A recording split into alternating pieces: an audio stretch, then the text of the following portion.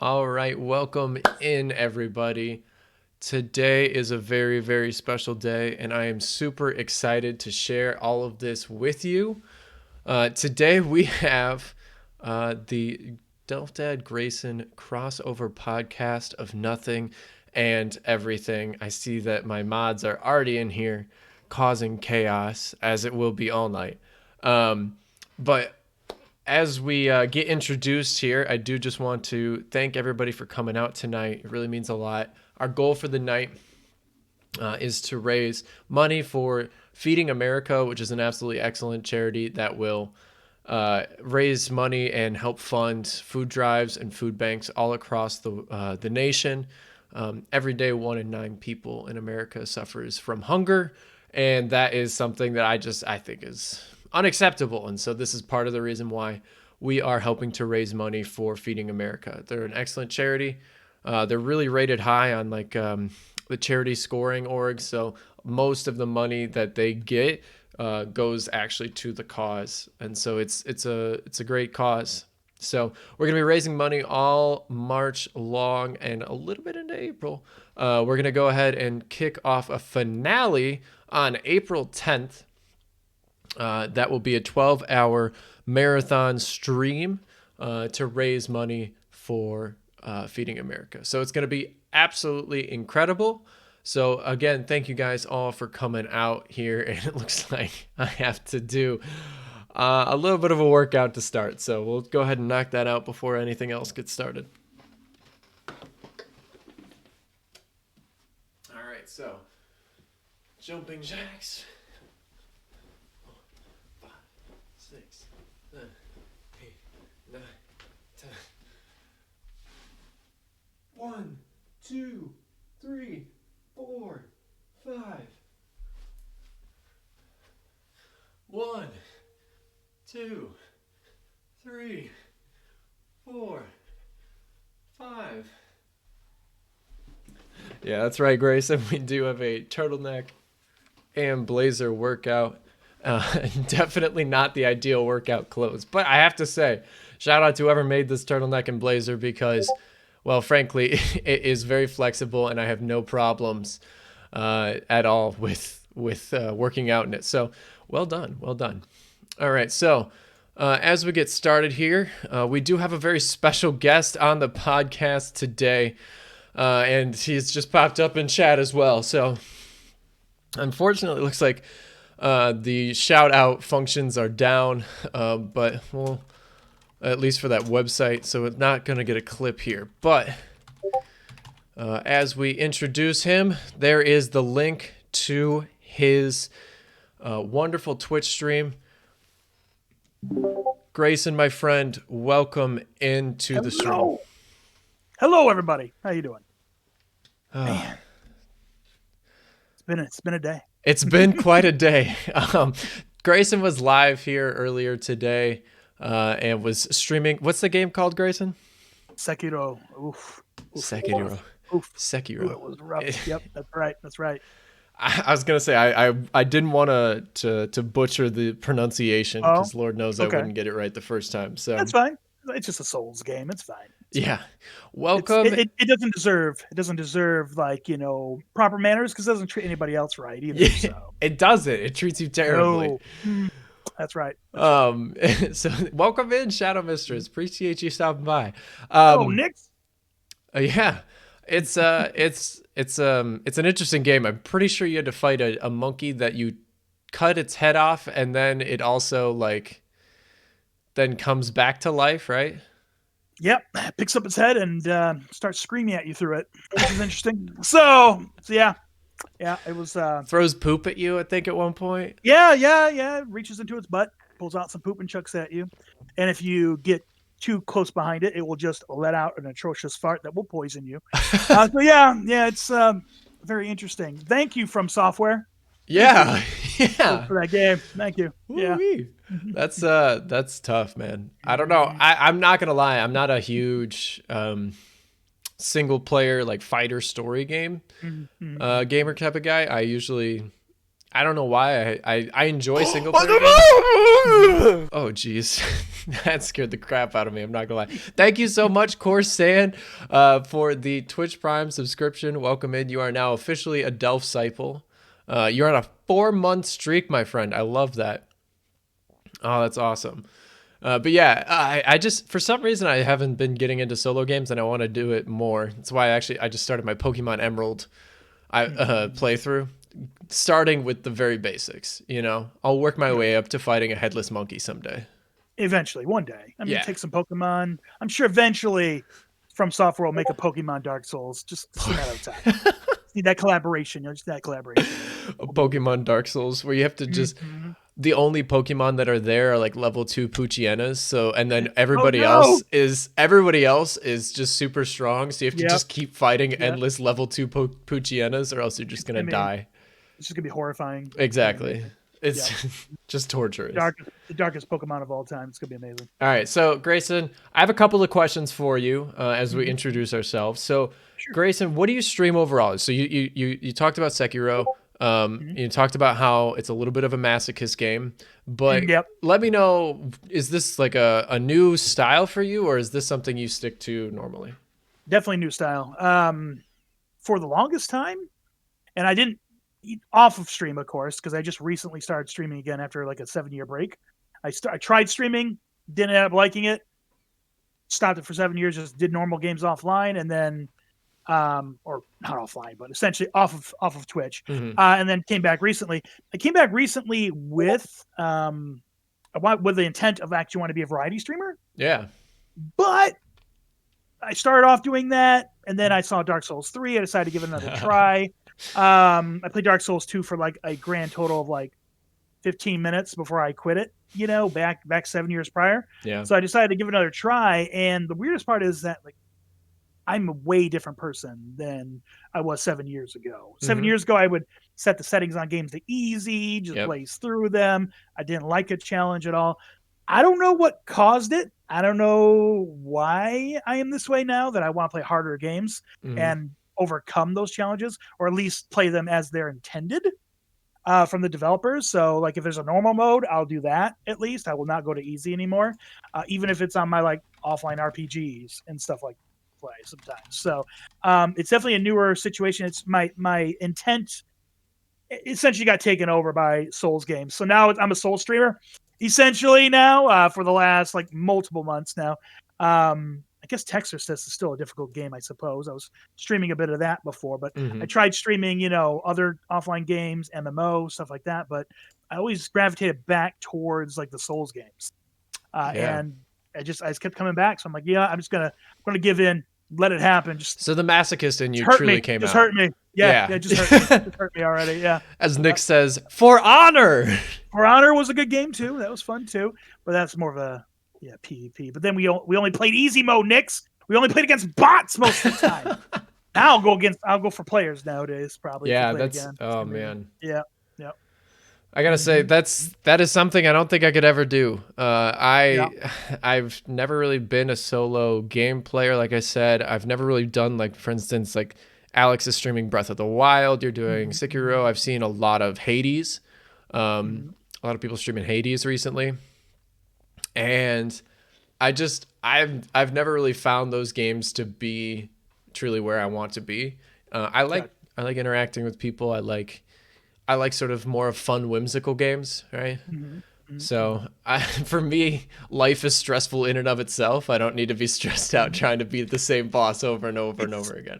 It's so weird me telling myself I'm gonna go relax and play some Dark Souls 3 after work. Like and stream it online. Let's go relax with some Sekiro today. Like, what is wrong with you, Grace? What's wrong with you? Ugh. I know. Yeah. I like how I say that, but then I play League of Legends, which is like notoriously toxic. Yep. You must be going in with just your earplugs in and blinders on, and say forget it. So you mentioned that you took a 7-year hiatus from streaming. Why did you start streaming? Oh, I just started streaming because I thought it'd be really cool to have that as a job, you know. And 7 years ago, I had a very I did not have a very good idea, I guess you could say, of how it should be done. I suppose I just sort of went into it, and I just bare bones. Funny story. This is the same webcam from 7 years ago. Oh, So really? whatever. Yeah, it's the same one. Long lasting. Yeah, it works pretty well. Well, when you don't use it, it lasts a bit longer, I suppose. Yeah. But but but I just went in bare bones, no viewers, no attempts at trying to become a part of like a community or reaching out Yeah. or anything like that. And because of that, I sort of just felt like giving up, and I did. Hmm. But back then, again, easy mode gamer back then, right? That's sort of how I was. Like, I wanted to make it easy. Just go do it. It'll happen, right? I Yeah. was streaming World of Warcraft back then too. So um, Oh, man. I went ahead and took that hiatus. And who got me back into it was Daskius, actually. Daskius and I, we were at the time, this past year in 2020, we were working at the same company. Not near each other, obviously. We're different parts of the United States, but same company. Hmm. And our company that we worked for, it reassigned us to work at home. Yeah. And because we were working at home, we got put on a similar team, I guess you could say. We both were leading our own teams. Hmm. And so we were on the same, I guess you call it management staff in a sense. It was different than managers. But I found out that he streamed and said, "Oh, I'll follow you on Twitch or whatever," right? And so I followed him on Twitch and started interacting with him and such, a little bit more off of work. And I saw how he was doing his streams and how he was interacting with people and how he would rate out to the people. I didn't know rating existed back then Yeah. for Twitch, back in, I don't know if it did exist 7 years ago, but I didn't know that was a thing. Then I got involved in several other communities, and that just made me feel like, man, I want to do this again. I want to, hang out with people online. I want to, give them a place to be and to laugh or whatever, and just see me do ridiculous stuff one way or another. Hmm. So I decided to bring my stream back up again. So I started asking questions, before doing it this time because I wanted to be more successful, and I'm going into it with a different intent than I did 7 years ago as well. My intent now is just to chill, have fun, and hang out with people. And if something happens, great. If something doesn't happen, then nothing happens. I'm still chilling and having fun with people. So I don't have like a grand goal, grand scheme, partner by the end of 2021. No, Yeah. none of that. So I prefer putting my energy into other people. I Yeah. found out that's more fun for me now. I So that's why I've completely been agree. doing over this. So I'll do it. I like doing it. It gives me a unique perspective too Hmm. of like what these other people go through because I'm going through similar things. Like the bots spamming me today because I forgot to put in a freaking block command that I realized I've been meaning to do for like a month, and I just haven't had a bot in like months. Yeah, but Now I Owl have like almost bought some of 5. those. He was going to buy you some viewers, man. No, man, no, stop, Al, stop! Don't do it! Don't do it, Al! I don't want those viewers. It's fine. It's more than enough. So, but yeah, that's Ooh, hydrate. hydrate time. Make Bones, sure to welcome hydrate. in. Welcome in. I've been hydrating for sure. Got to keep hydrating, man. Yep. Yeah, as That Nick says, community makes a big difference. Mhm. I started out streaming it must have been last April, right around when pandemic started. My friends kind of were like, "Hey, man, you should start streaming. That'd be hysterical." That'd be, we got hella time now. I was still in college at the time, Yeah, a lot so of time. Yep. I was just doing online classes. And when you're a teacher who isn't prepared to do online classes, a sudden transition to online Yep. classes means that there's like 2 or 3 weeks where you just Mhm. don't really know what you're doing. Yep. So I took that time, Mhm. and within, I think, like 1 month, I streamed like 90 hours worth of Minecraft, and Dang. with absolutely no effort put into the setup of my stream, to Yep. producing anything, to advertising or networking. Mhm. And I just kind of lost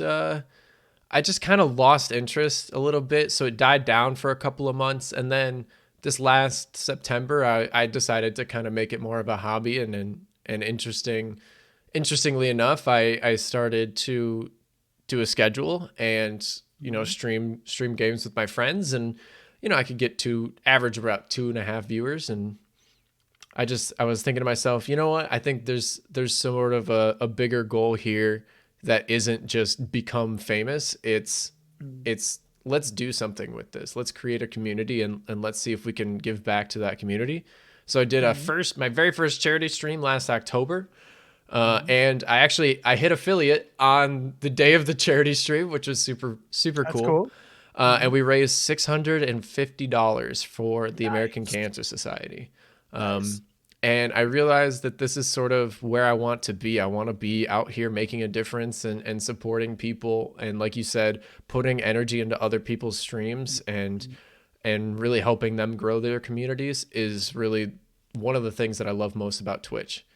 So obviously Graeyson and I met via Alex Norimaki's community. And she is an excellent gem of a human being.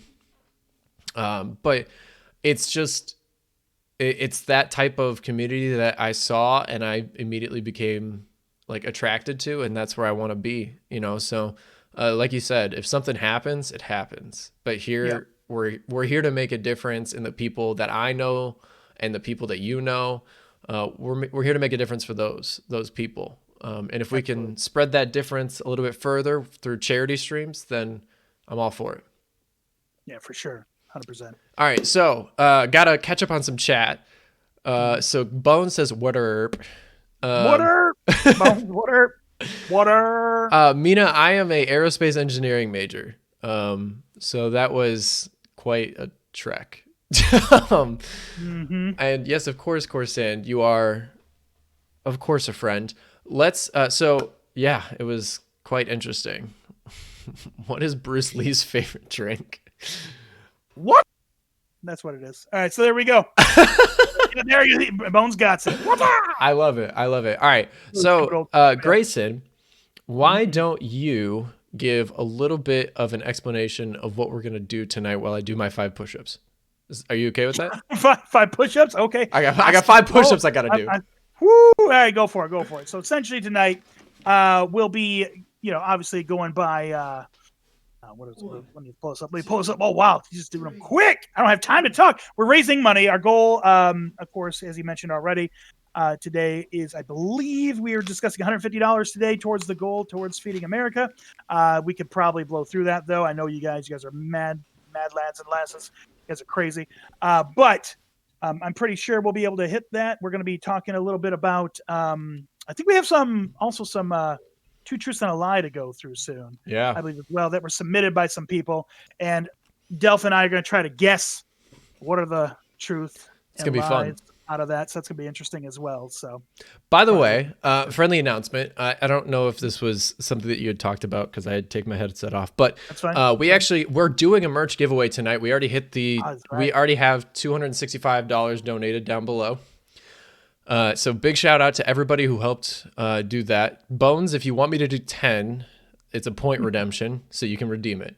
But yeah, we're going to be doing a merch giveaway later today. So I'm really excited about that. It'll be my first ever giveaway, so it might be a little bumpy, but I think I got everything worked out beforehand. So we'll probably do that around 8:30.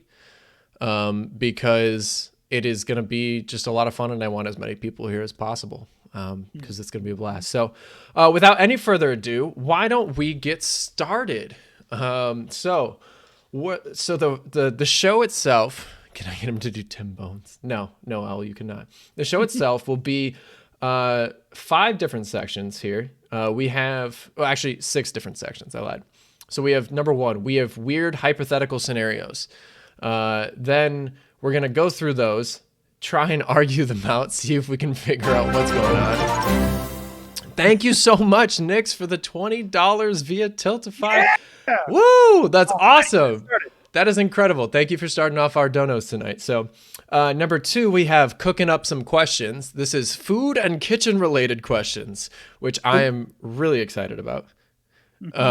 Stealing a little bit of a theme from Alex's stream. Then we have 2 truths and a lie. I will admit that this is actually going to be something that I kind of stole the idea from a different podcast. So this is, shout out to the Spitballers who came up with this segment. They call it Liar Liar. It's a great idea, but it's just a play off of the old game of 2 truths and a lie. So I think it's okay that we kind of snagged a little bit of the idea. We have would you rather questions. Then we're going to more of a deeper thought-provoking questions section. And then if we have time at the end, we'll obviously be answering any questions from chat. So this is sort of the plan for tonight. And without any further ado, let's go ahead and get started. So, Graeyson, our first question of the night is, we have 10 trillion lions. I've upped it. 10 trillion. 10 trillion lions versus the sun. I know we had discussed this a little bit beforehand when we were going over the show doc, but I think if I up the number a little bit, it might give you a little bit more edge to the lions. Okay.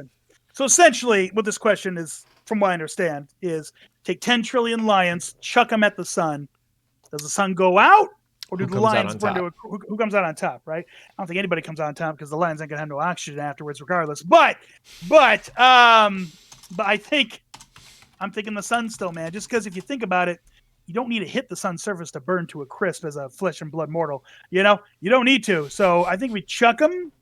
They're gonna burn miles away, dude, miles away. And having a lion in front, like we stack lions, you know, together. I don't really think that that's going to matter much, because I think it's going to be like a hyper burn. All right, so I'm going to give you a little bit of a. We're going to assume male lions because they weigh more. Okay. Yep. Right. So I'm going to break down the numbers on this. Right. All right. So we have each lion is about 190 kilos for an average, right? Okay. So if we multiply that by 1 trillion, which I believe is, I gotta check the in powers of 10. I gotta check out how many powers of 10 this is. We came here for math, folks. Yeah, so it's 1 times 10 to the 12 times, okay. So the mass of the sun is 1.9 times 10 to the 30. So you're talking about half the size. This is a blob of lions that's about half the size of the sun. Half the size of the sun. Okay. So the question, I guess, is, can these amount of lions blow up the sun? Nah, man. I'm just saying, still don't think so. Even if they're half the size of the entire sun, just because of the amount of immense heat that sun's going to put off, man, I think they're just toast regardless before they even get there. I personally can't touch the surface.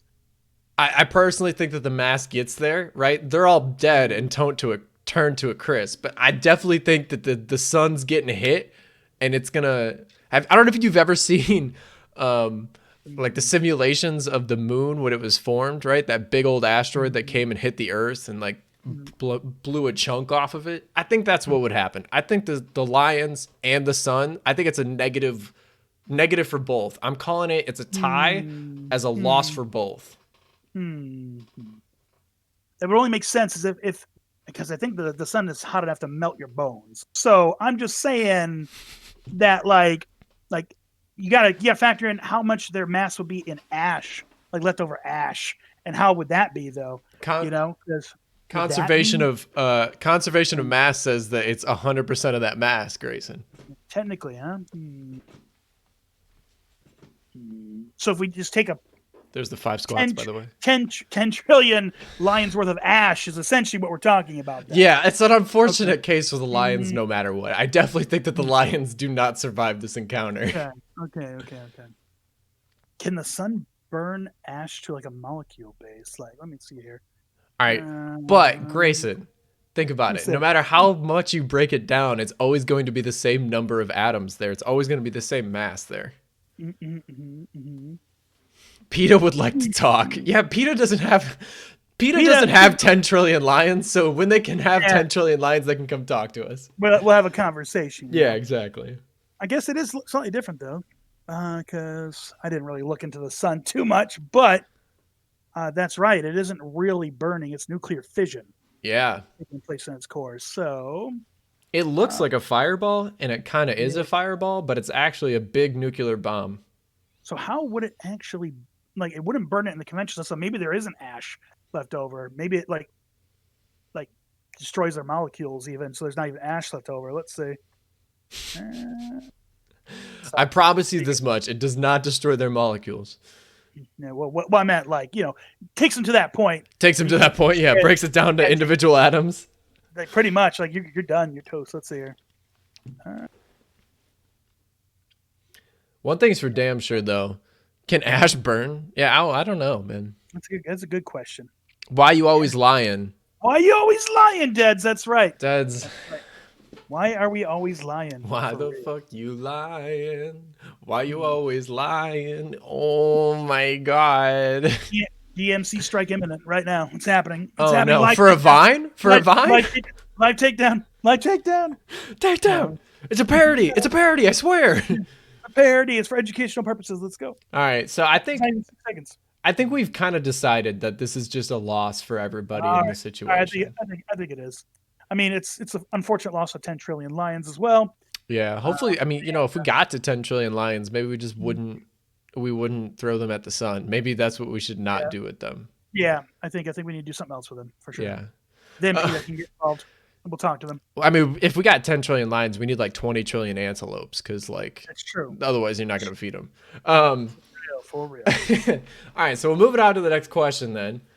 If you could have any average power, what would it be? So the goal is that this power is helpful, but it's not like a superpower, right? It's not like, we're not talking about like superhuman strength. You're not Superman flying around, right? So an example of that might be being able to create a pen out of thin air, or like being able to change stoplights with your mind.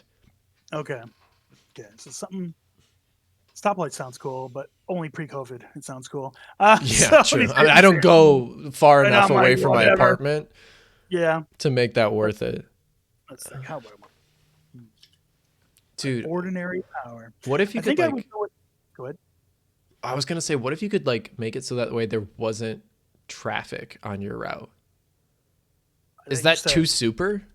That was my thing for sure. Like that, I would have done that pre-COVID because I commute every day to work all the time. And in my new job, I'd be driving, not just commuting, I would be also driving to locations throughout the whole day as well, potentially. So there's there's a lot of that I would love to use. But it may be a bit too super. It's like Bruce Almighty.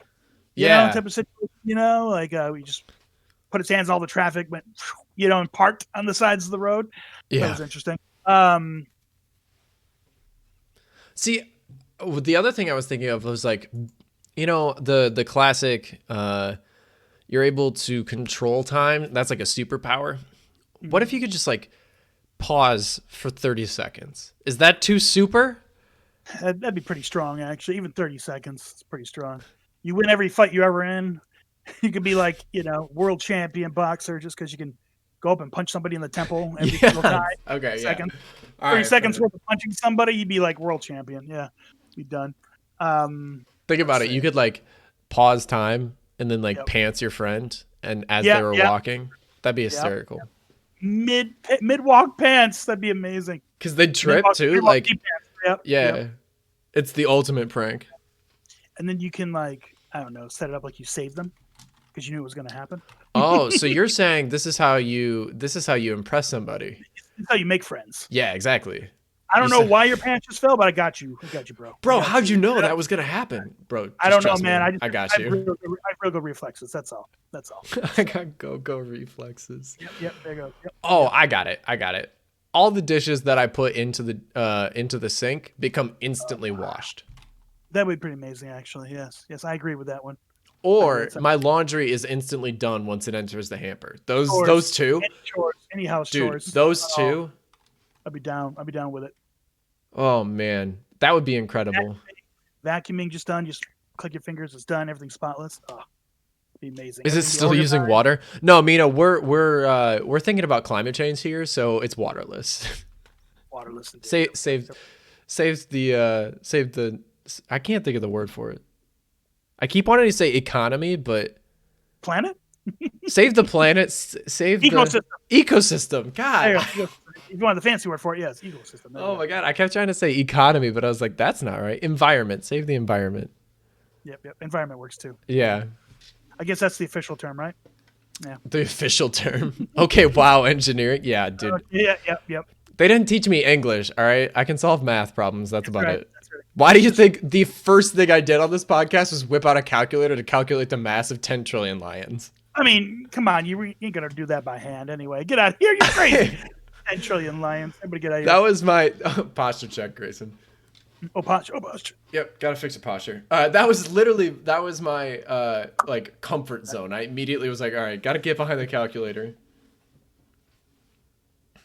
All right, so moving on down from the average power. Chat, by the way, feel free to offer up any answers to these questions. This is a podcast where we'd love to hear just funny ideas. So if you guys come up with something, like, let us know.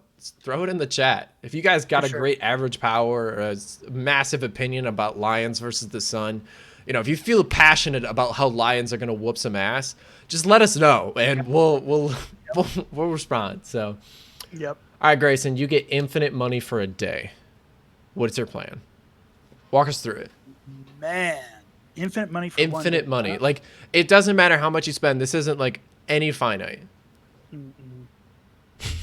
Well, Bones is still thinking about making one big lion to whoop the sun. He wants the Power Ranger, you know, connect that. Connect the lions. Yeah. For sure. Just pimp slap the sun. Woof. That hand will be messed up. All right, so infinite money, huh? Infinite money. First thing I'm doing is I'm taking care of everybody I care about. I'm getting them houses. Yeah. You know, paid off. Yeah. And, you know, giving them everything they need to, you know, survive and whatnot. Just getting that all out of the way. And then for myself, of course. Same here. House and stuff, you know. That'd be the first thing I'd be doing. And it's weird because you got to be careful with infinite money because you can really screw up the economy real bad. Yeah. So you can make it so that even you only have infinite money for that one day can inflate everything, right? So that's why I'm saying, you know. So you're thinking like big too. Like you're not even thinking about just yourself. You're thinking about how am I actually going to impact the world? Yeah, at that point, because it's just one day. Mina says you should mess it up for fun. Mess it up for fun. Down with capitalism. You know what? Let's go ahead and let's apocalypse. Let's go. Yeah, just drop the economy. Who needs that anyways? Yeah, the world economy at that. Not even just because it's infinite money. Let's just go. Let me just buy China. Like, there we go. Bought China. There we go. Like, it's done. Yeet economy. Yeet economy. And question though, if I give the money to like somebody, does it disappear after a day, or only my infinite money? Yeah, so it's like if you were to spend it, right? So if you were to say buy a house, right? You'd be giving somebody money. That money is now in the economy. It's good to go. It exists. So same goes for gifts. So if you were to say, okay, now I'm giving it to you, I'm giving you X amount of money. That money now exists. It's in the economy. It's taken care of. So like if you could give somebody, $1,000 and they'd still have it. Yep. Turtle with laser emotes in the chat, baby. One thing I would definitely do is I would give a lot of money to Feeding America. Just letting you guys know. Just small plug. Small plug. Exclamation point charity. But yeah, definitely some charities out there that I would like to put money in into as well if money stays after the day. So that answers that question. We like the stock. And then and I would definitely buy all of GameStop stock that exists. Of course. To the moon, baby. To the moon. To the moon. Maybe Dogecoin. Let's go. Dogecoin. Yes. Right. Just make the price of Dogecoin $1 and then just walk away like a badass because everybody's going to be panicking at that point. Yeah. I'd be like, what's happening? That'd be amazing. But yeah, mainly take care of everybody. You know, donate some charities that I care about. Make sure that everybody has enough money that I care about has enough money to live comfortably the rest of their life and just pursue whatever they want to do instead of something they feel like they have to do to earn a living, you know? Yeah. There's so much of that out there. Nick says you should buy a whole bunch of corgis, specifically 5 of them. Thank you so much for the biddies. I mean, yes, she definitely says that. And you know what? I would let her have her own corgi farm because that's definitely something we would do. We would definitely make an actual corgi farm. And the best part is it wouldn't crash the world economy. Like this is something good that's not crashing the entire economy. Honestly, I think I'm with you on that one, right? So I think that, you know, starting off immediately with friends and family, just making sure that it is, you know, they're set, right? They're comfortable. They don't have to worry about the rest of their lives. No, Owl, we're not going to flood the world with corgis. Nick's is down though. Nick's has support on that. Yeah, true. Nick's has her own little corgi army for sure. I think she has like 3-4 corgis, something like that. Oh right man, now that's going incredible. I mean, I'm okay with more corgi booty in the world. Corgis have the cutest little butts, and their hips move, and then the little tail on top, it just wiggles, and it's the cutest thing ever. But one big corgi to backhand the sun. We don't want to have that discussion. No, Bones! I agree, but let's not talk about possible. So after I take care of all of the people that I'm very close to and love, I think the next part is just treating myself to the top of the line computer. That is what I'm going to do. I'm just going to put just enough money away into a savings account for me that I could make money off of it while still having to have a job. I feel like if I didn't have a job, I would be purposeless. And so I need that. But at the same time, I want to put enough money away where I'm not like ever worried throughout my life. Yeah. And then the next thing I would do is, and this is a personal vendetta of mine, is I would make enough donations to the right candidates to get money out of politics. I'd somehow figure out a way to remove money from politics with excess amounts of money. If that is the most ironic thing I've ever seen. That would be the way to do it. That would be the way to get it done. I would say, hello, Loop, how you doing? Yes, Loop. But yeah, in. I think that once we get money out of politics, we'll be good. That's all the politics I have to say. We can I think leave it right. at that. But that's a personal vendetta. Yeah, gotcha. But that would be it. That's my wish list. For sure. Yeah, top line computer be mine for sure then too as well. Absolutely. Yeah, dude. Honestly, just having like a cool computer setup, it's fun, it's useful, and given that we're streamers, and streaming sort of our hobby, at least it's my hobby. I'm assuming it's your hobby. Yeah. But it's a lot of fun to have, and it's a lot of fun to play with, and it's like a brand new toy. Yeah, exactly. Buy AMD and NVIDIA. I wouldn't buy the companies. I would buy the 3090s though. Yo, if anybody out there that like has lots of money to spare wants to buy me a 3090, just like let me know. Let me know. His DMs are open. Everybody. Exactly. If anybody happens to be Jeff Bezos, and have billions of dollars to spare, it is his platform technically. Yeah, exactly. At Jeff Bezos, if you're watching, because you totally are going to be watching some dude with like 12 viewers, on a random Saturday. So that'd be amazing if you did. Actually. Exactly. Yeah. All right. And he's like, okay, let me just send this guy this. Yeah, let me just send it your way. Grayson, do you have anything? No sugar dads. No sugar dads. Kajillion. Not in this chat. Not in this chat. There's a kajillion Loop. That's more than the 10 trillion lions. What's happening? That's how many lions, by the way, you actually need to beat the sun outright. A kajillion. And I think maybe it'll be done. I think it'll be good. Grayson, are you good to move on to cooking up some questions? Yeah, let's do it. All right. So this is all about kitchen and food. Welcome in. Cooking up some questions. So the first question, of course, Grayson, that I have for you, and this is a very important question. What's your favorite kitchen appliance? It's the microwave, bro. Is it the microwave? Well, no, actually, I'll have to say the fridge. But the microwave to cook with, like to make, it's the microwave. Just because, you know what? I'm gonna exclude the fridge from this conversation. Okay, because it's so essential. I didn't think about that beforehand. But it's just so essential that you can't go without it. So exactly. So it's definitely a microwave, 100%. It is. Just because in most of my adult life, having time to cook has been like non-existent. And then also I've been in some certain situations where I had to eat microwave only food or food freshly delivered or freshly like provided at a restaurant or something, where I literally did not have the ability to use like a stove and stuff like that. So, it's always been my my go-to is the microwave. For it really is a good fallback. Nick's laughing at that Grayson and cooking part. Yeah, actually, that'll be a stream you will watch. Not gonna happen. So, Grayson, are you a cook? Do you cook a lot? No. I don't. Nick's does though. Nick's Owl, does. 10 trillion lions versus 10 trillion corgis versus the sun versus the economy versus a giant lion versus a giant corgi versus a microwave versus a fridge.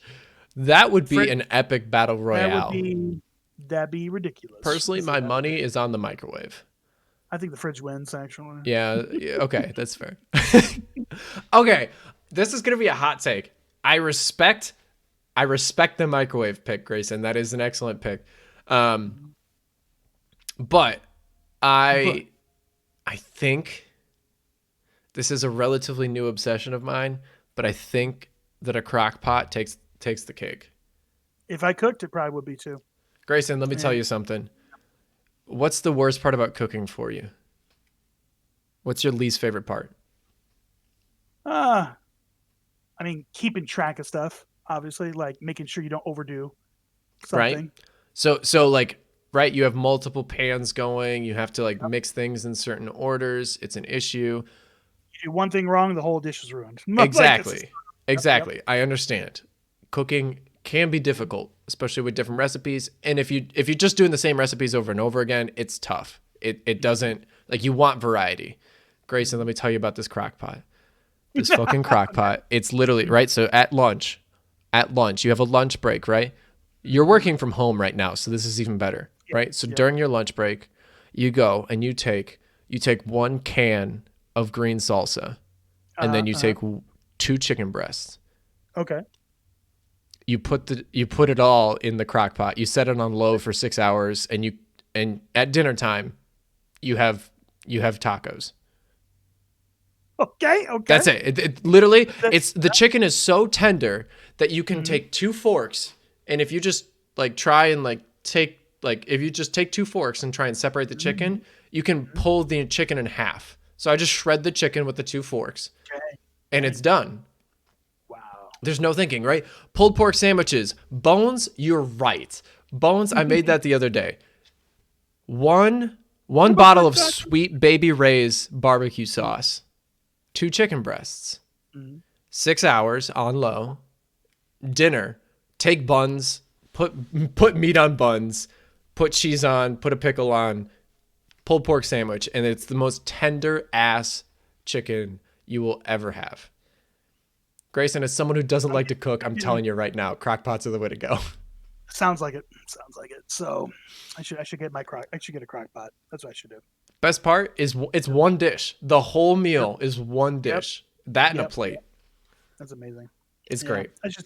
I should become a crock pot cook. That's what I should do.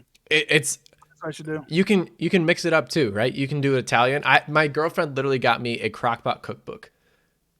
And it gives you 100% of the ingredients, and all of them are just throw it in, wait 6 hours, and then wake up to a dinner. That's amazing. That sounds so easy. Too good to be true. It is, man. This feels like an ad for Blue Apron. No, Mina. Crock pot salesman right now. He's trying to sell me a crock pot. Yeah, Hashtag not a sponsor. Hashtag not a sponsor. Oh man. What about a crack pot? Crack pot. What about crack shot? Oh. Ow. Can I get a little bit of that cocaine? Cocaine. It's just a 3 o'clock free crack giveaway. Y'all got any more of that Y'all got any more of that crack? Yep. All right. Honorable mentions though for cooking appliances. George Foreman grill. You want a panini? That shit fire. It's good. Coke be expensive these days. Dang, Bones. I know you're a musician, but dang, you gotta stop. Bones. I gotta stop with that admission. Panini. Bones is FBI agent. You weren't looking, right? You're no. Bones is FBI agent. Mind your damn business, all right? Panini. Bones, are you okay? All right. I think Bones is excited. Bones needs some help. He needs some milk. Some milk. Good for his bones. Speaking of milk, what's your weirdest food preference is the next question. Oh, dude. All right. This is weird because it always confuses the hell out of people. All right. So, like, when it comes to, like, burgers and stuff, I can most burger places, I can eat, decent amount of stuff on it, right? Lettuce, tomato, blah, blah. But for whatever reason on Burger King, and this is the dirty Burger King, it's not good for you at all. Hashtag Hashtag not a sponsor. Hashtag not a sponsor and never will be now. Yeah, definitely not. Never a sponsor. I can only get ketchup and mustard on it, dude. Really? Wait, do you get cheese? No, ketchup mustard. No, you like, get a hamburger? I may order a freaking double Whopper with ketchup and mustard only. That's it. No. So that's probably my weirdest food preference. It's just weird. But like other burger places, like, you know. Yo, where's Course Sand? He's a big Burger King guy. I want him to come in and roast you. Oh, no. I just want to point out the only Burger King experience I have is, oh, and there he is. I'm here.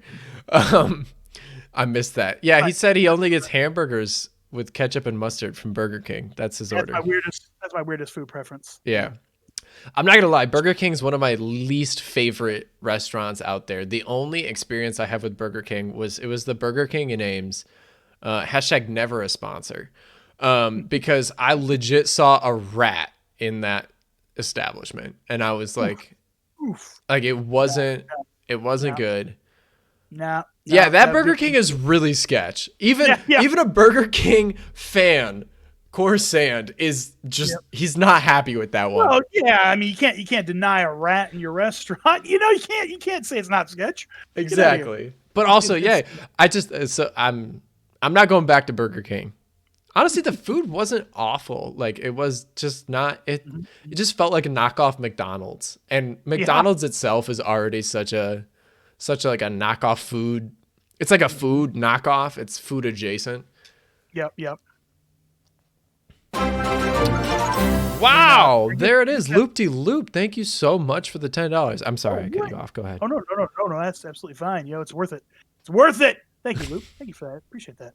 Man, so first off, Loop went ahead and did her charity, so you're not just giving a charity. Yeah. You know what? I'm gonna give her a shout out real quick. Oh, I gotta. Hey, Loop, I got only one question for Loop. Is the makeup still on? No, she went and took it off. Ooh. Oh yeah. We rated out to Luke Launcher's stream. Cheers. Luke is a great human being, by the way. But she was wearing clown makeup. She did a wonderful charity stream today, raised over $1,000 for the Trevor Project, which really helps LGBTQ youth for suicide prevention. They do excellent work there. And so she is a gem of a human. And if you haven't already checked out her Twitch, you absolutely should. I would argue she has two of the best channel points redemptions out there. Between Party Time and Poof, I never have channel points in her chat because I'm just constantly spamming those. So honestly, she's a great streamer. Go check her out. I'm waiting. Yeah, I'm waiting for her to upload the GIF for the crab party, dude. You know, and when she uploads that, it's my game over. Instantly. Yeah, dude, get the GIF to show up on your stream at Loop. Back to the burgers though. The best fast food burger, in my opinion. Yeah, there's two handsome men on the stream. Yeah, there is. Sidlin. Thank you. But the best fast food burger, in my opinion. Double. So. Yeah, it is. I mean, we look so similar. Oh, I'm going the wrong way. We look so similar, right? Grayson's beard is definitely Grayson's just me with a beard. That's really all it is. And like a turtleneck, apparently. Yeah, but you have the opposite of a turtleneck, right? You have the beard up top, whereas I have to cover up the bottom of my neck, whereas you cover the top. There you go. Right. I think the best fast food burgers from Five Guys. It's so greasy. It's so bad for you, but holy cow, does it do so well. Yep. Quick shout out to Borrow Don't Stream. Thank you for welcome in. Happy birthday to your friend Annie. Seems like an awesome day. Happy birthday, Annie. Woo woo. Annie girl. There's also a KFC in Ames that shut down to health violations, and because it literally had rats.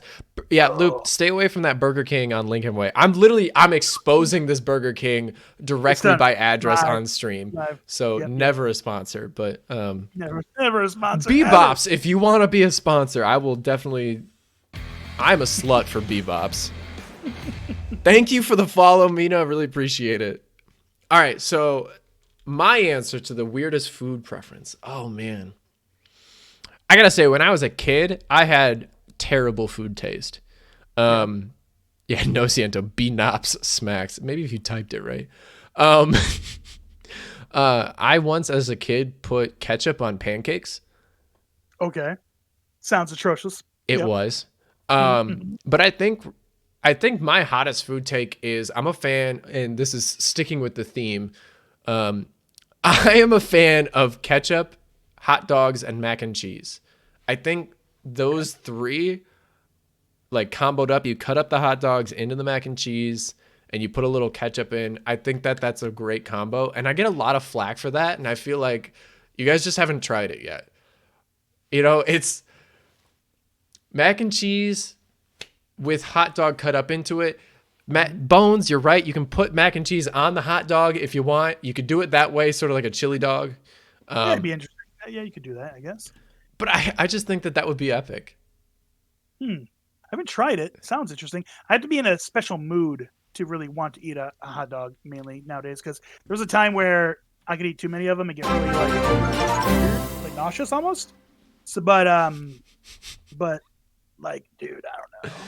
Thank you to Enjarofsky for all the crackpots who never leave their crock pots at home. Yeah, let's go. Thank you for the $20. That is actually that's amazing. That is, I Bravo. believe, my sister and Bravo. brother-in-law. So thank you so much for that. Really appreciate it. And we have now hit the $300 mark. Thank you so much. That guys, that really means a lot to me. That is officially, we have now passed the This Is Sparta milestone, the 300. So this is, what's this? I want to know what This Is Sparta is going to be. Let's hear. oh no, what it's is just a mini goal. Oh, So I thought it was you get to hear me go. a You get to hear, milestone for it. yeah, you get to hear me do a voice impression. This is Sparta. But that's Pretty about good. it. Pretty Yeah, good. thanks. It was good. It's good. I You just forget missed who's- somebody kick into a hole. Yeah, Any exactly. Any volunteers? Yo, Who would like Bones, you want to get kicked into a hole? Yeah, ketchup on pancakes, hot dog cut up and fried, mix in some scrambled eggs.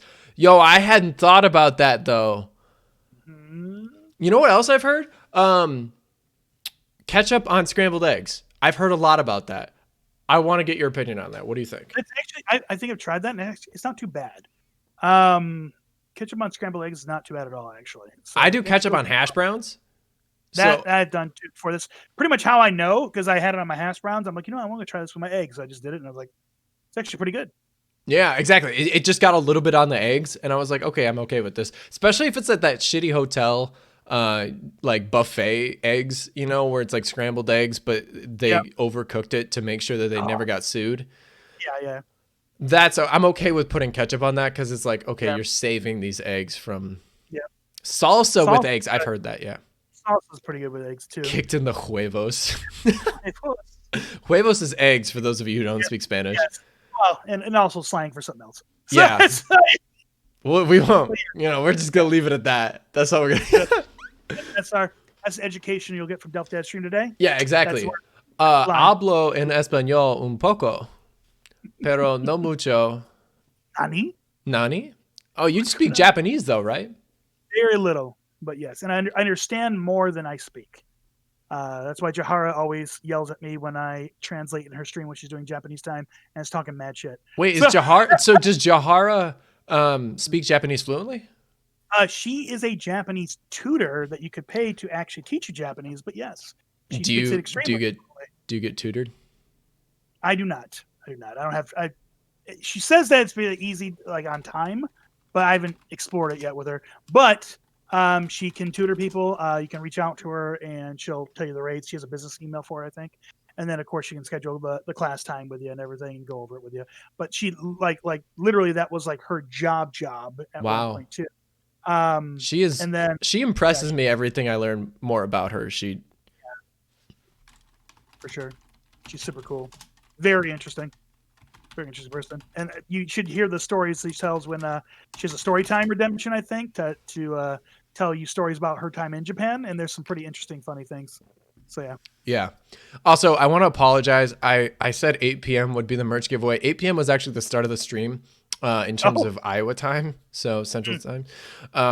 So it's 9 p.m. Central Time will be the merch giveaway, which happens to be in 5 minutes. So let's see if we can get through the cooking up some questions. So the next question is, Grayson, can you eat the same food multiple times a week or like day? And if so, what foods are it? feels like a personal attack now because yes. So dude, that's pretty much what I do. I'm a pretty boring person. Most of the time I find a meal to eat. I can stick with it for sure.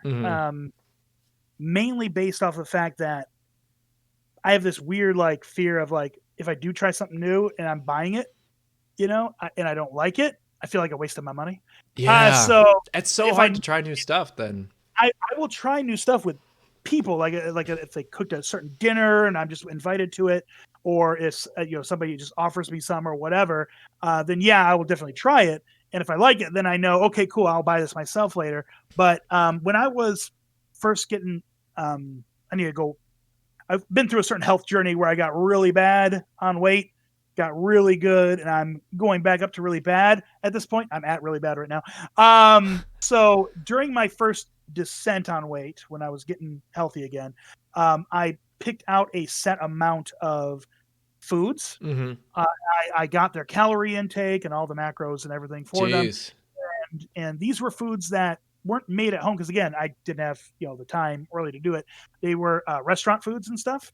But I got all that planned, and I just kept eating the same stuff between like 4 or 5 different dishes every single day, without fail. It was always those 4 or 5, and it became so common that the waiters and waitresses at the restaurant I was going to, it was a daily ritual. Get home from work. It was right as I was commuting into town where I lived, and literally I just pull off the highway and it's right there. So I just visited every night for dinner, and then went straight home and showered, slept, gained, whatever I did. So they all got to know me by name.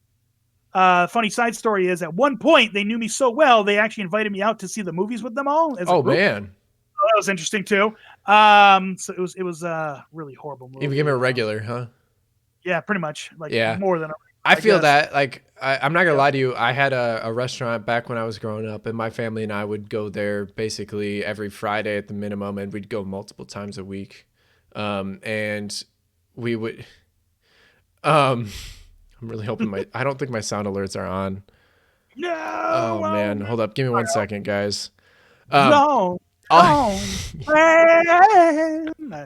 real bad. Oh no. Oh, it's the one thing I literally created this entire scene today, and I was trying to make sure that I had everything, and it's just not there. Gotcha. Yeah. So but anyways, as I go through trying to find the sound alerts and get them in so that way I can give Owl his points back. Well, I'll just give him his redemption, hopefully. Either one. Yep. So, but as I'm doing that, it is something that we went to basically every single week at least once, and it was a lot of fun. Oh no! There it is. Okay. Woo. But yeah, it ended up at the point where they started giving us Christmas gifts, and that's when my family took a step back and was like, maybe this isn't the best choice. Why would they back away from that though? It's weird. I don't know. It was great though. We honestly we developed relationships with like the workers that were there. Oh my God! Thank you so much for the follow, Everest13. Hello, Everest. How you doing? Welcome. But we ended up just backing off a little bit, where we just went a little bit more as a treat. And so it ended up making it a little bit easier for us to go. And then it also made it easier for us to maintain our health. Because we have a hard time with blood pressure in my family. I'm like 23. Yeah. I'm not like 23. I am 23. I'm like 23. I'm like 23. And I've already had several instances of me having blood pressure in like the 130s. Oh wow. Yeah, and that's not good. So my dad has high blood pressure, so got to make sure that we are staying healthy and eating less salt. That's really For what sure. it is. If you go to restaurants a lot, you'll find that there is the hesitation made the age sound fake. I promise you, I'm not. Oh man, I am 23. I promise. But if you go to restaurants a lot, I find that's the easiest way to eat unhealthy foods. Is if you go out, you got to cook for yourself a little bit more. That's the easiest way to lose weight and to lose blood pressure. I've already, since the pandemic, it's been so hard though, Yeah. because you just get in a rut. So Yep. for me, the foods that I can eat over and over again, I'll eat a sandwich every day. Yep. Sub sandwich, give me it 100% of the time. I'll eat it for lunch. I'll eat it for dinner. That's one of the things. The sub sandwiches was one of the things I was eating on a constant basis for like lunch every Yeah, day. it's Yeah. brutal. Yeah. Yeah. Sandwiches smack. Bones, They're you're good. right. I've learned though, what I've done, and this is my trick. I don't know if it works for everyone. I've just stuck spinach in everything. Sandwich, Okay. put some spinach on it. Right? Smoothie, throw some spinach in. You know? Quesadilla, throw some spinach in. You know, it doesn't matter. You can make your like sort of cheat foods a little bit healthier, add a little bit of nutrition to them. So, what is hot chip? With any hot chips, I guess. Like get a sandwich. Oh, with you mean some like spicy chips? Yeah. Oh, okay. I was like, are you like heating up chips like you do OJ?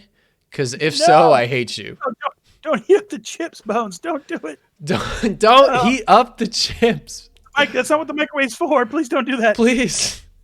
You ever make microwave nachos though? I'm not really a nacho type of guy, actually. Really? I'll eat them, but I don't like go out of my way to eat them. Put it that way. Yeah. I mean, I used to do that all the time when I was like staying up late when I still lived in my parents in high schools. I would, oh my God, I would late night just literally take chips, Mhm. put it on a plate, throw shredded cheese on top, Yep. and then I just put it in the microwave for like 30 seconds and it would melt the cheese. And then, oh man. Hot OJ should not be Woo. allowed in this chat. I just want to point that No, out. don't do that. All right, we're going to Someone, go ahead and do the merch giveaway good idea. I think it's a good right time now. for that. Yeah. Good time for that. While we discuss this hot OJ on the side here. Yeah, exactly. It is uh it's not allowed. That's the point. All right, Grayson, why don't you answer the last cooking up some questions while I type up this giveaway Yep. here. So, what item is absolutely essential to have in your fridge, Grayson? Oh man. Used to be rock stars, but trying to cut back. Yeah, it's So tough. now that it's been I love these vitamin waters now. I really like the dragon fruit ones in particular, but I can go with most flavors most of the time. But I've been sort of backing up to vitamin waters at this point now. Yeah, it is it is it's tough. I always find it difficult to do any sort of drink besides water if I'm Mm-hmm. trying to stay healthy. And then it's just brutal because I do like iced tea, right? Because I'm trying not to drink soda because there's a lot of sugar. There's a lot of tea or tooth staining, right? A lot of sugar degrades your teeth. I want to keep that healthy. So I just find it hard to do anything outside of water. So I've been trying to do a lot of smoothies. I've been making a lot of smoothies. It's a good Mm-hmm. one. Um, Sounds good. but the absolutely essential item for me to have in my fridge is, I think it's got to be a condiment. I think I gotta go ketchup, Ketchup, huh? In ketchup the or fridge. mayo, ketchup or mayo. Oh, you're saying you keep them in the pantry? Sometimes it depends. Hit You're hit right the though. exclamation point join in the chat, by the way, Okay. to get into the merch Me too. Huh? giveaway. So please, please, please, I'm really excited for We're, this. we're gonna cheat right now. I'm just kidding.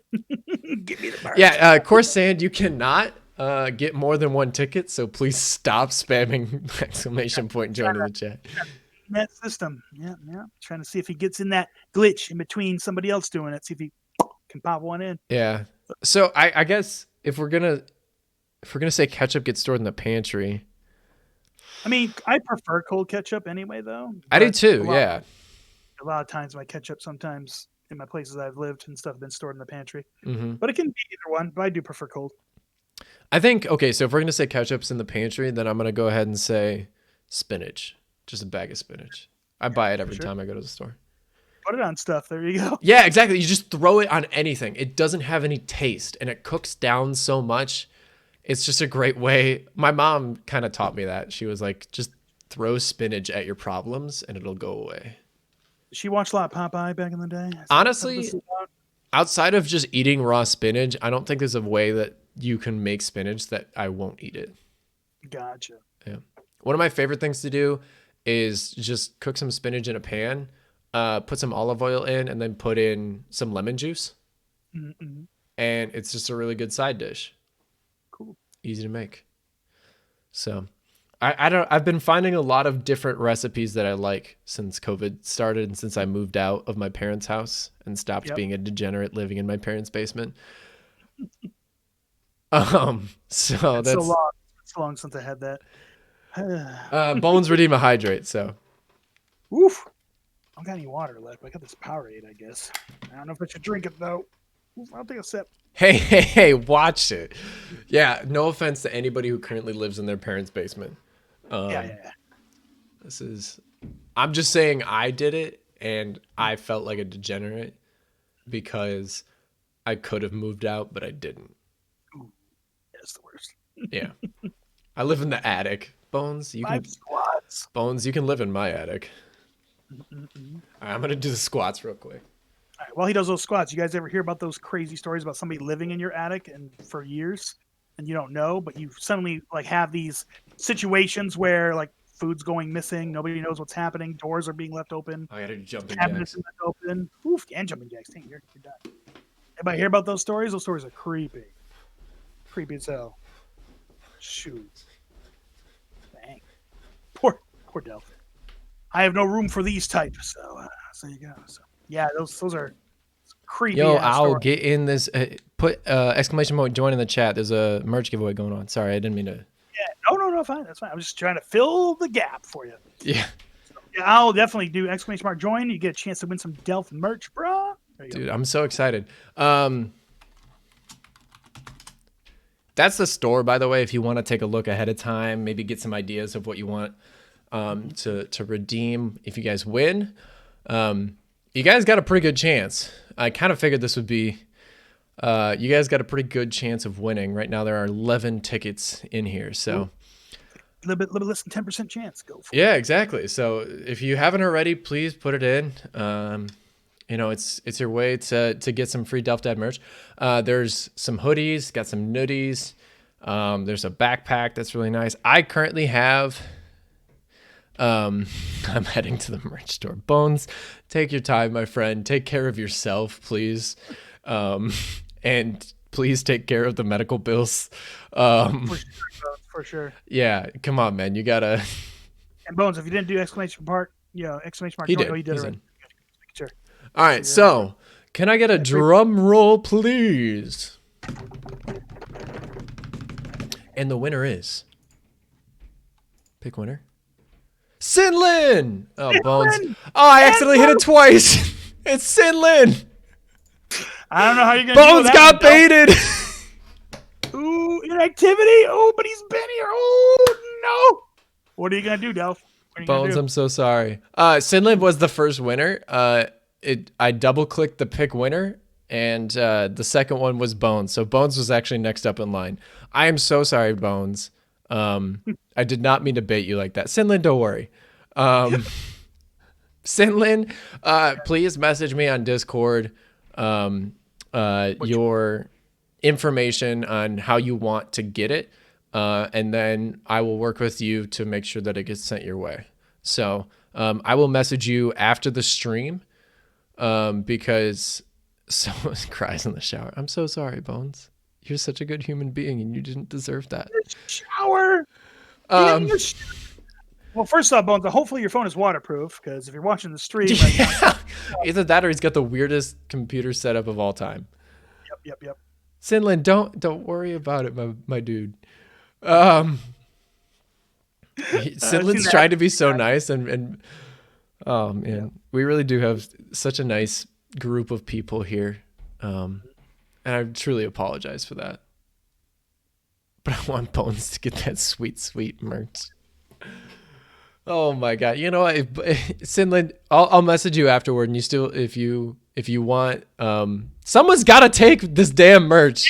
Take it, y'all. Just take it, somebody. I'll message you afterward, and we'll talk about it then. We can have some discussion then. So Sinlin definitely likes D&D, so I could just dice it.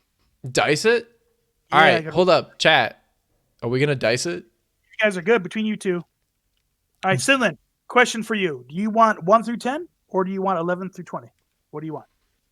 For you, what side you're going to be on? The other side will be Bones by default. Let me know. 1 through 10 or 11 through 20? You're going to go low. All right, so 1 through 10. All right. Okay. Oh my god. Roll the dice. It is an 8, Sinlin. You got to take it. As you'll see on my dice app that I just rolled, it should be. Let me check stream real quick. Yeah, it's good. It's good. Good. I mean, it's very hard to see, but you clearly did just roll a die. It's 8. So there you go. You get it, Sinlin. Congratulations. Oh my god. There you go. Ow! What are you going off about? Because it's a Streamlabs merch store, so it's integrated with his Streamlabs, and Streamlabs has chat, so that's why. Wow, that's there's also, I believe, chat on the donation link to the Feeding America that I just put in the chat. So like, if you want to, like, I don't know, head over there and like donate to an incredibly awesome cause, that would also be incredible. Also, I want to point out, I kind of forgot to announce this. At least on stream. I've announced this via tweet, but I'm matching 10% of all donations made. So up to a $300 total match donation. So if y'all raise $3,000 just being feral like y'all are, then I will donate $300. So thanks, I don't have Twitter. Maybe I'll create like a Twitter Discord thing. Set that up. Derek's Kitchen has that. I was very impressed with Derek on that. Yeah, Derek has some pretty cool stuff.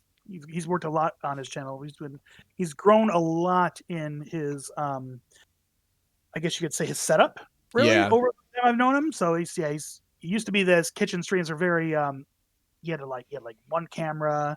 He's got like 5 cameras now though. He's like a bunch now, and they're all set up amazingly in all the right spots. So yeah. Amazing. I love his streams. Big shout out to my guy Derek's Kitchen.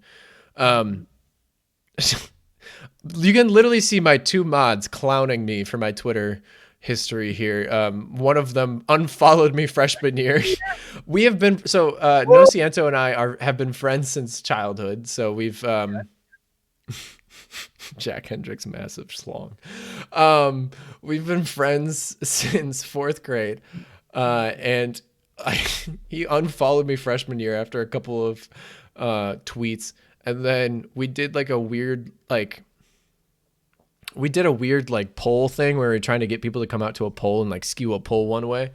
Okay. And so all of the people that we had created Twitter accounts so that way we could like skew the poll in our favor. Yeah. Okay, so fun fact about DelftDad. Freshman year of college, I was a Hambassador. Hambassador, okay. So there was a Twitter account called the Ham Man. The Ham Man, okay. The Ham Man, spelled HAMBMAN. And he sold 2 sopping wet hams for $20. That was his big shtick. It was just aggressively selling like wet hams for $20. And so what he did, it was this giant meme. But what he did was he created a community of college kids who were Hambassadors from their college. So there was like 50 of us, all created different wet ham related Twitter accounts from our universities. And I was the official Iowa State Hambassador. And so we were called the Hamley. The Ham Master and the Hamley. And it was awful. I just kept going around town just asking people about hams, and as any of my mods can attest, it was really a low point. Tell the story to Honey Ham on Twitch. So yeah, 2 hams, $20 is really what we're about here. Shout out to Beach Jesus, who just followed me back on Twitter out of guilt because he's a Twitch mod, and that's where I've been doing a lot of Twitch promoting. Freshman year Liam was cringe. Yeah, for sure. All right, moving on down. Next section that we have as we remove this chaos here. Move on from this chaos. We have, oh man, we have the 2 truths and a lie section. I'm very excited about this. So ahead of the stream, I got messages from several of, I think two of my mods. Okay. So the first set of facts will be dropped into, will be read out loud by me. And then Graeyson and I have to figure out which of the facts is a lie. There are 2 facts and 1 lie. Oh, so it's the other way around. Okay, gotcha. Right? So there is 1 lie in here. We have to figure out which one of them it is, right? So the first 3, Nintendo existed when the Ottoman Empire still existed, is number 1. Number 2 is lobsters are the only known animal to be immortal. They do not die of old age and do not show signs of aging. And number 3, up until 2011, beer was considered a soft drink in Russia. Ooh, I mean, I know the lobster's for real a fact. I've read that actually was a discussion recently we had this past week. The secret to immortality is inside lobsters, y'all. Just so you know. That is that's crucial. That's crucial because you know why? I happen to know for a fact that Nintendo existed when the Ottoman Empire still existed, because Nintendo did not create video games right away. They actually were doing a whole bunch of different stuff. They do cards, not trading cards, but card games. Yeah, but they also, during World War II, helped the Japanese war machine. So I'm fairly certain that they existed during World War I as well, which means that they would be around when the Ottoman Empire is. So that means that soft drink is wrong. Soft drink is wrong. I believe it's actually considered a soft drink in Germany, though. So Corsand. They said Russia. So yeah. Yeah, so they said Russia. So Corsand is my mod. I think he's in here. So if we're going to do a prediction? Okay. I think yeah, Nociento, can you set up the prediction? But I think Graeyson and I have this one locked in. Yeah, I think it's the soft drink in Russia is wrong, or false, I should say. Yeah. I think, you know what, Nociento, let's wait to do the prediction for a different one, because I think we just nailed this one. So Corsand, if you want to... Sorry, give us the answer.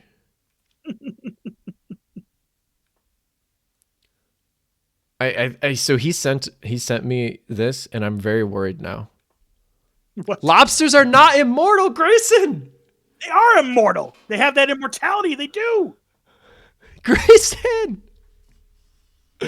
Oh man, you baited us.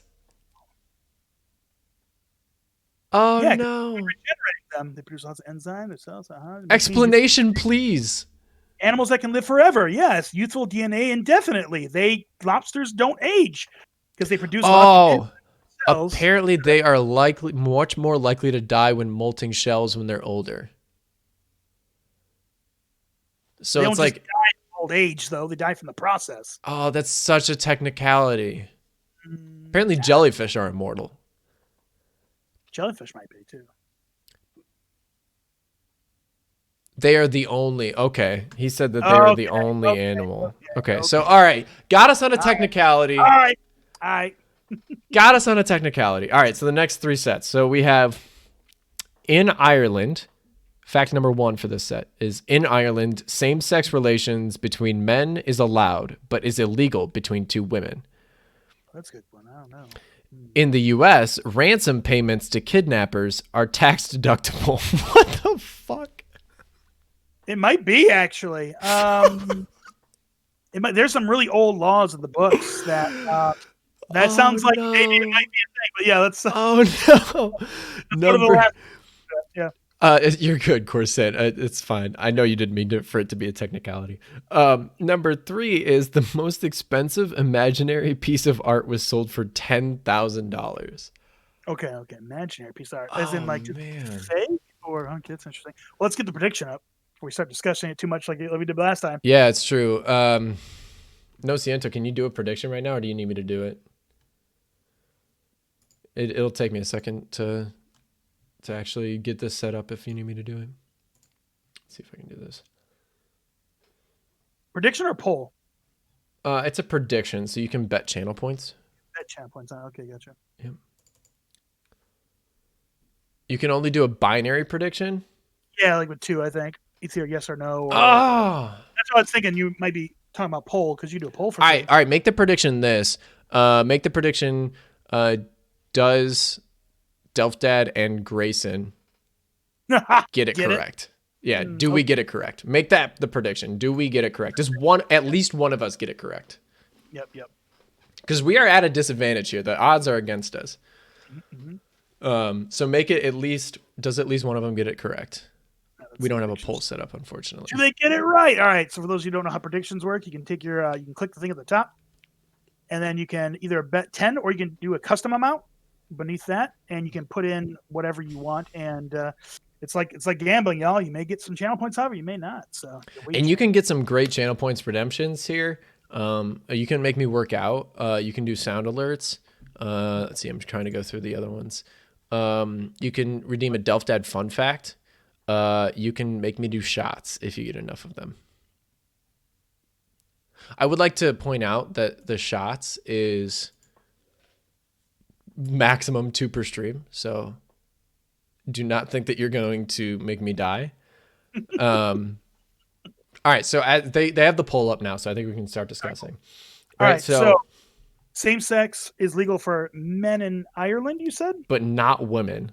But not women. The other one was ransom payments are tax deductible in the U.S. In the U.S. And what was the last one again? The most expensive imaginary piece of art was sold for $10,000. I'm thinking that means, you mean you don't want to get sloppy drunk on camera? I do not. But that's so cool. It shows like a little prediction thing. Yep. Who predicted what? So we'll know when y'all betting against us. Yeah, we'll know. Bet against us? There's somebody in there gonna make bank. Don't know who it is. Yeah, dude, somebody. Yo, Nixie or Nyx Shadow Mistress is going to win. Like they have such a good payout on this. This is gonna be awesome. Funny. So dang, dude, I think that the lie.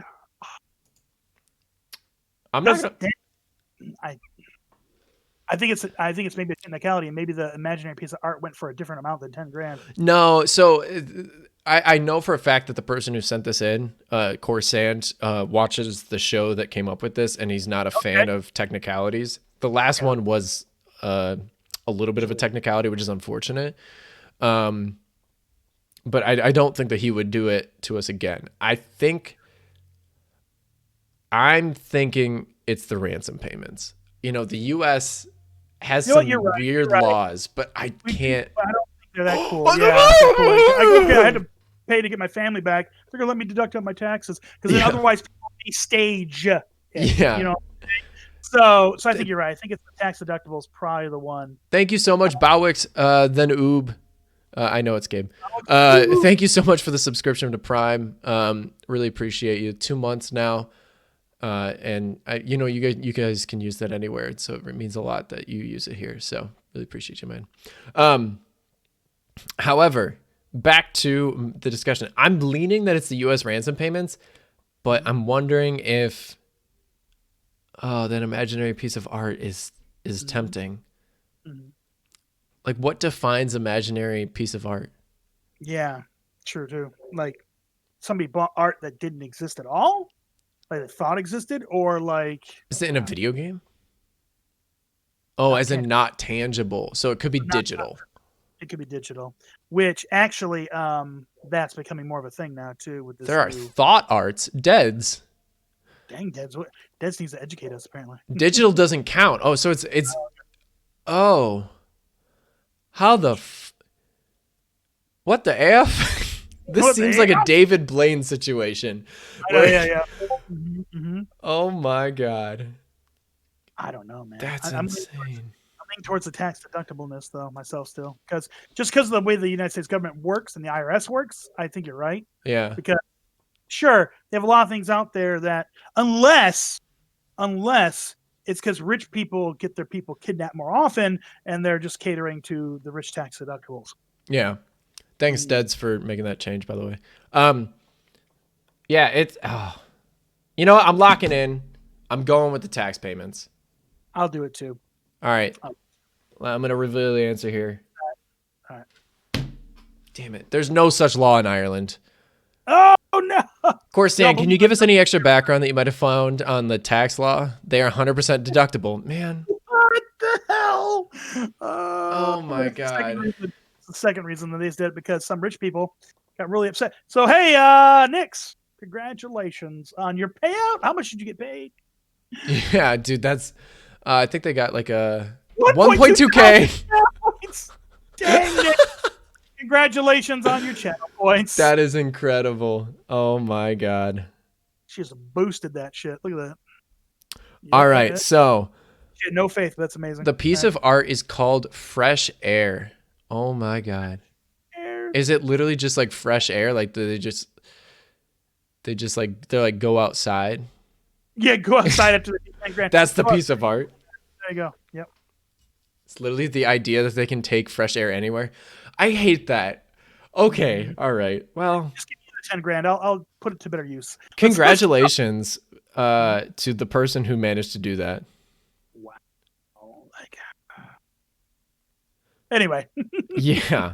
All right. So the next one. Amazing. So the next one. I have snake oil to sell you. A woman paid $10,000 for that. Wow. So the next set of facts we have: 1, the brain of a giant squid is donut shaped. Okay. Number 2, Zachary Taylor, the 10th U.S. president, still has a living grandchild.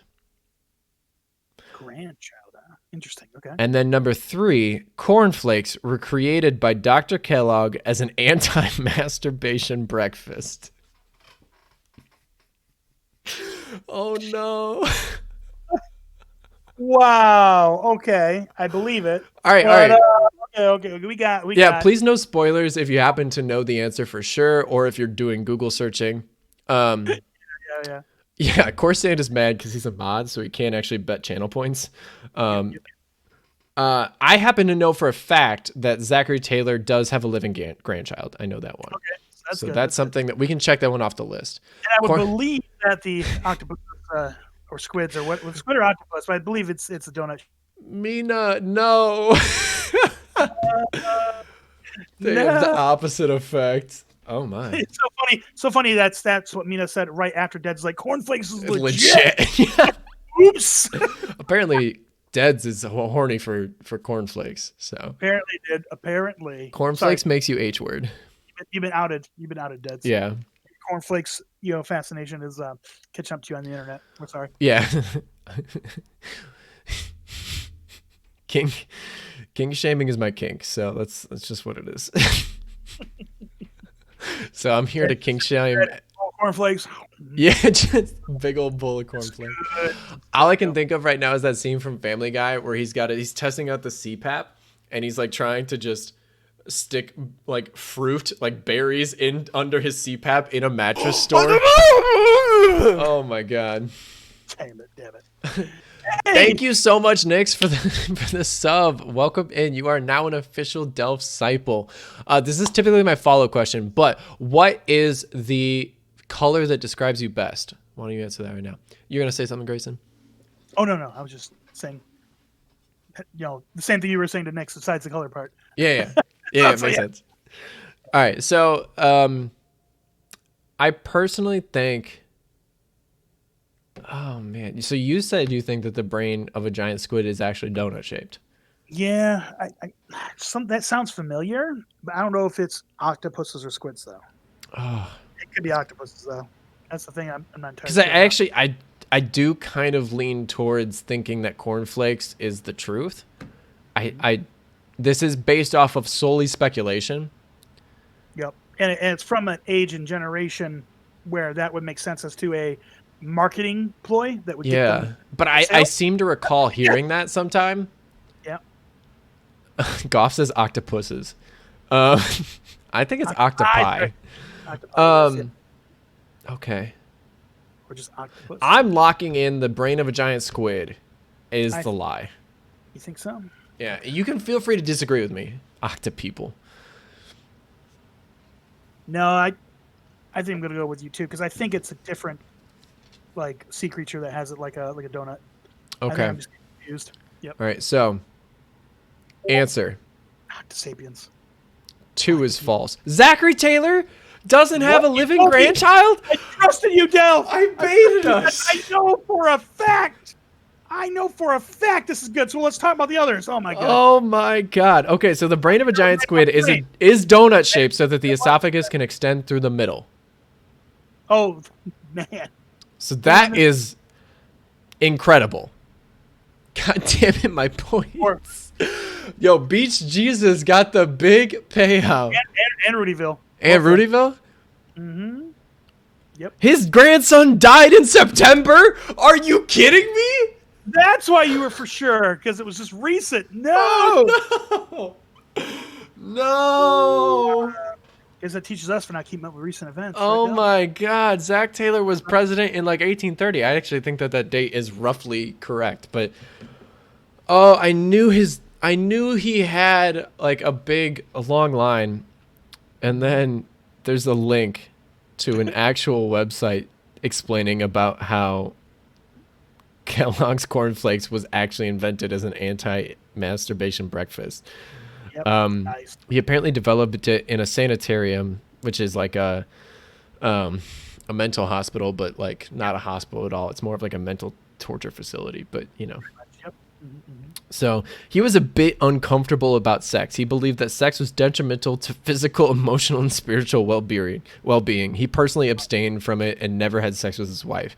That man's poor wife. That man's poor wife. Yep. Oh my God. Old people having babies that grow old, or is this like a complete family tree? Maybe he had, like, maybe you're right. Like, maybe they had that child when they were much older. And I maybe think they that's did. why it's still a grandchild instead of a great grandchild, probably. So maybe that's why. I think Zachary Taylor had a child when he was in his 60s. I think that's what it is. Yeah, that makes sense then. His wife down bad for sure. Zachary Taylor had a child at 60. His child had a child at 70. Holy crap. Double oldies. Yep. That means a 70-year-old was getting it.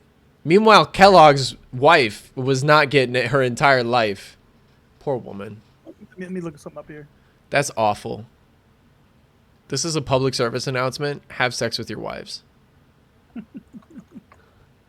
All right, cornflakes were invented in 1890, so you're right. That's the same time frame Yeah. that was going down. The exact same time. No, Mina. We do not endorse having sex with 70-year-olds. Unless you are also a 70-year-old. Yeah, or around that age. Yeah, around that age.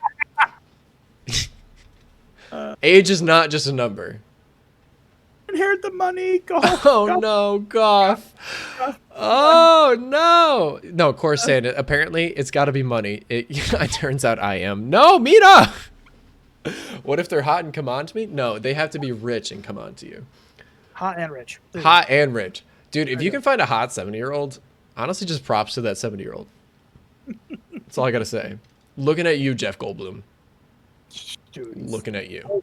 Old as heck, isn't he now? I didn't realize that. You know what my best, like my biggest celebrity crush is though? 16 years old. But go ahead. No, it's not Betty White. It's Betty White. it's Ryan Reynolds. Man can get it. That man is an Adonis. He is, and he makes incredible gin. I don't know if you drink, Grayson. don't drink at all, actually. Never have. Proud of you. Proud of you. That is a crutch that I will never kick. Um, Aviation gin is so good. Yeah, of course.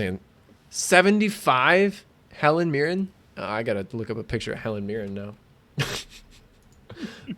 All right, so we have the next. Set. Yeah, I mean she looks good for her age. I wouldn't call her hot, but like, she looks beautiful for her age. And if I was a 70-year-old, I'd call her hot. I think it's safe for me to not call her hot. Ryan Reynolds is hot, though. All right, so the next fact. All right, so the next set of facts, I should say. So Australia is wider than the moon. The longest time between two twins being born is 87 days. And a group of pugs is called a puggle.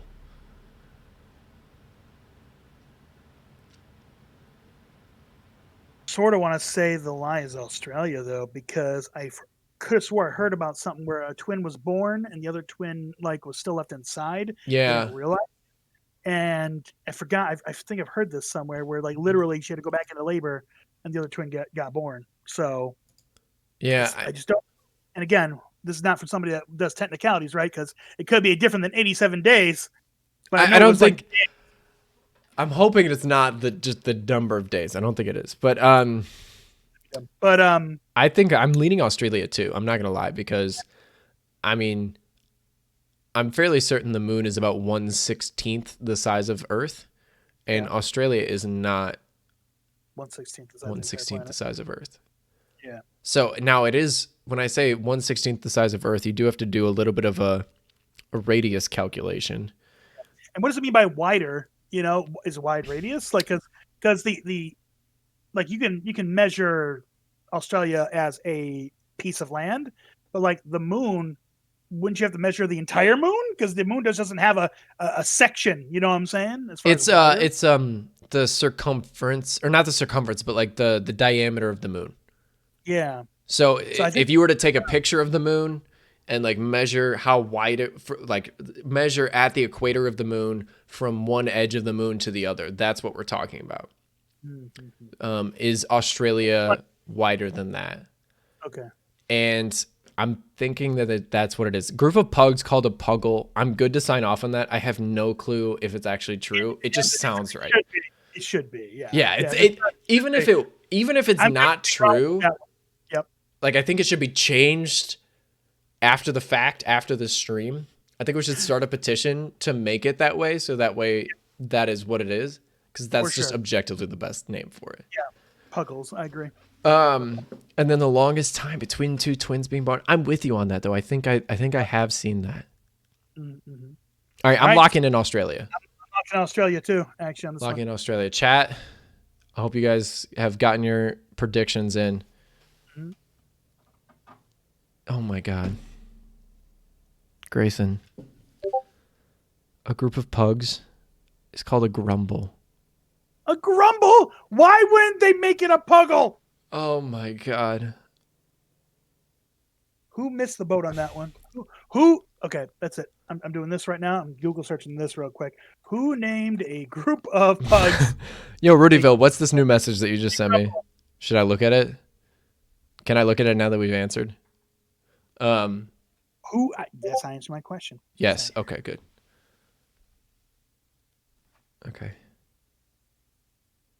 No way. So Australia is 3,860 kilometers versus the moon is 3,474 kilometers.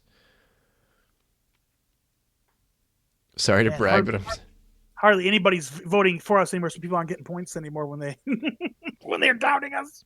Oh my God. People should be doubting us at this point, to be quite honest. There's not a particular person who did it. Research. I know, dude. Determined it was a grumble. Well, we'll get them. Hunt them down. We need to start a petition now. Because that is... oh my God. Yep. Oh, that's so frustrating. I think we got one of these right out of 4, so we're 1 out of 4. Did we? Yikes, man. That is... Oh, man. No, no, just timed out beach Jesus for. Oh no, we got one. I could have sworn we got one. Mm, Are we really 0 for 4? I haven't. oh, it's pretty bad, though. Pretty bad. Oh no, we were 0 for 4. Do we got any more? No, that was the last one. Oh, over four entirely. That's why you were hoping. Oh, okay. Well, We sorry, really brother. were 0 for 4. Looking like the Buffalo Bills. LMAO. Why you got to throw the Buffalo Bills under the bus like that? Like they were just out here living their own life. Real hard. So all right, let's move on. We got some other sections we got to get to. Yeah. Moodyville's eager to come up with another one though. Maybe at the end of the stream, if we have enough time, we'll do another. So Grayson, the would you rather's have started. So would you rather add/convert 20 pounds of your weight to muscle, or put 3 inches onto your height? Easy. 20 pounds to muscle from fat for sure. Yeah? Because I'm already 6 foot. I'm like, whatever. How much taller do I really need to be? Yeah. So I'll take the fat, convert to muscle. I would love that. Love that ability. Honestly, I'm with you on that one too. I definitely think, I mean, I'm tall enough already. I just, I have been underweight most of my life. I've been like a stick. And then now since quarantine, I'm actually starting to like put on weight, but it's not good weight.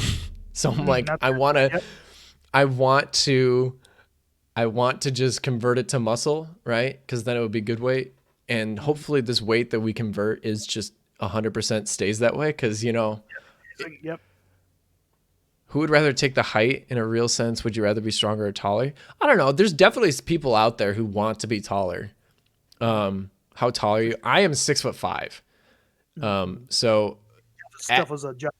yeah, adding 3 inches is That would just be more cumbersome now in real life for you. You'd be ducking everywhere you go, not just only some places, everywhere. yeah, but yeah, exactly. Right. Airplanes get harder. Things actually become more challenging when you reach that sort of height. But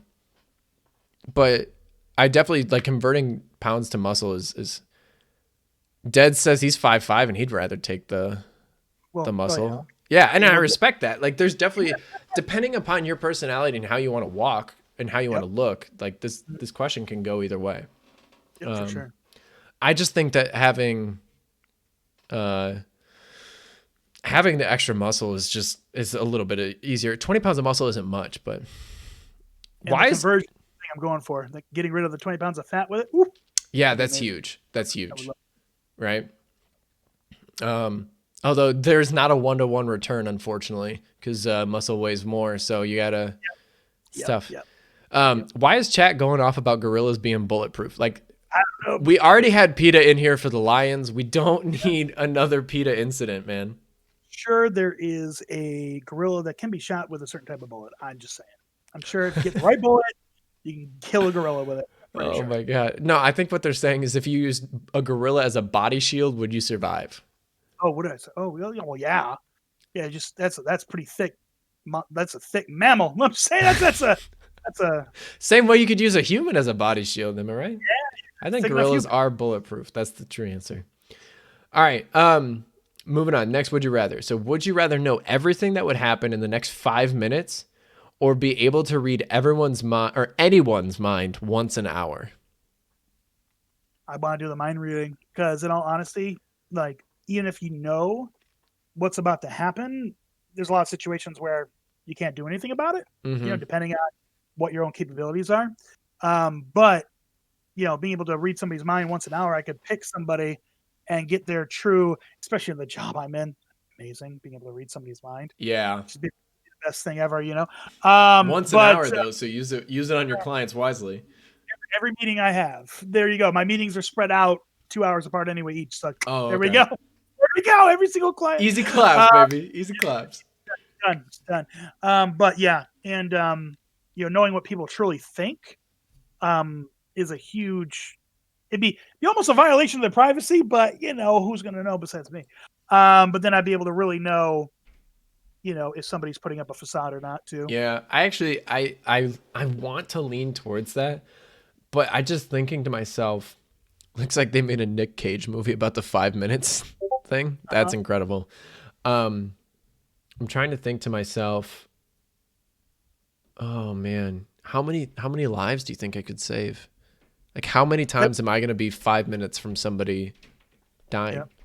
You know? That's too. But do you have the ability of either A, convincing them to do what you say to survive, because they're gonna think you're just some crazy 6'5" dude coming after them, and but then on top of that, if it's a situation where you think that you can actually physically prevent something from happening, but then you got to think about it again on top of that, that if you did do something and it doesn't come to pass, or there's no evidence of it, you may even get in trouble.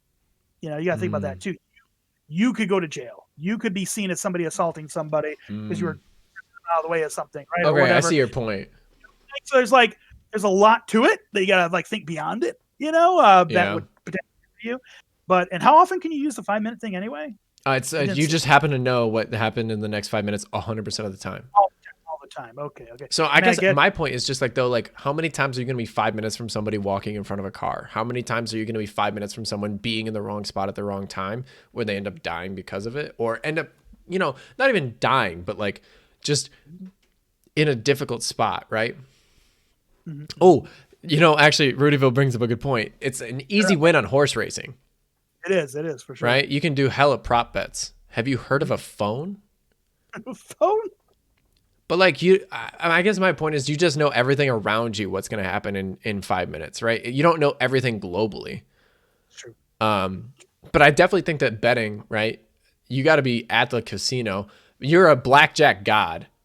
You can't That's be true. beat. You know That's true. exactly what you want to hit. You know, poker too. You know exactly when to fold. Although, which Like, one's or better for poker though? Is it true. better to know the read of minds, or is Well, it better?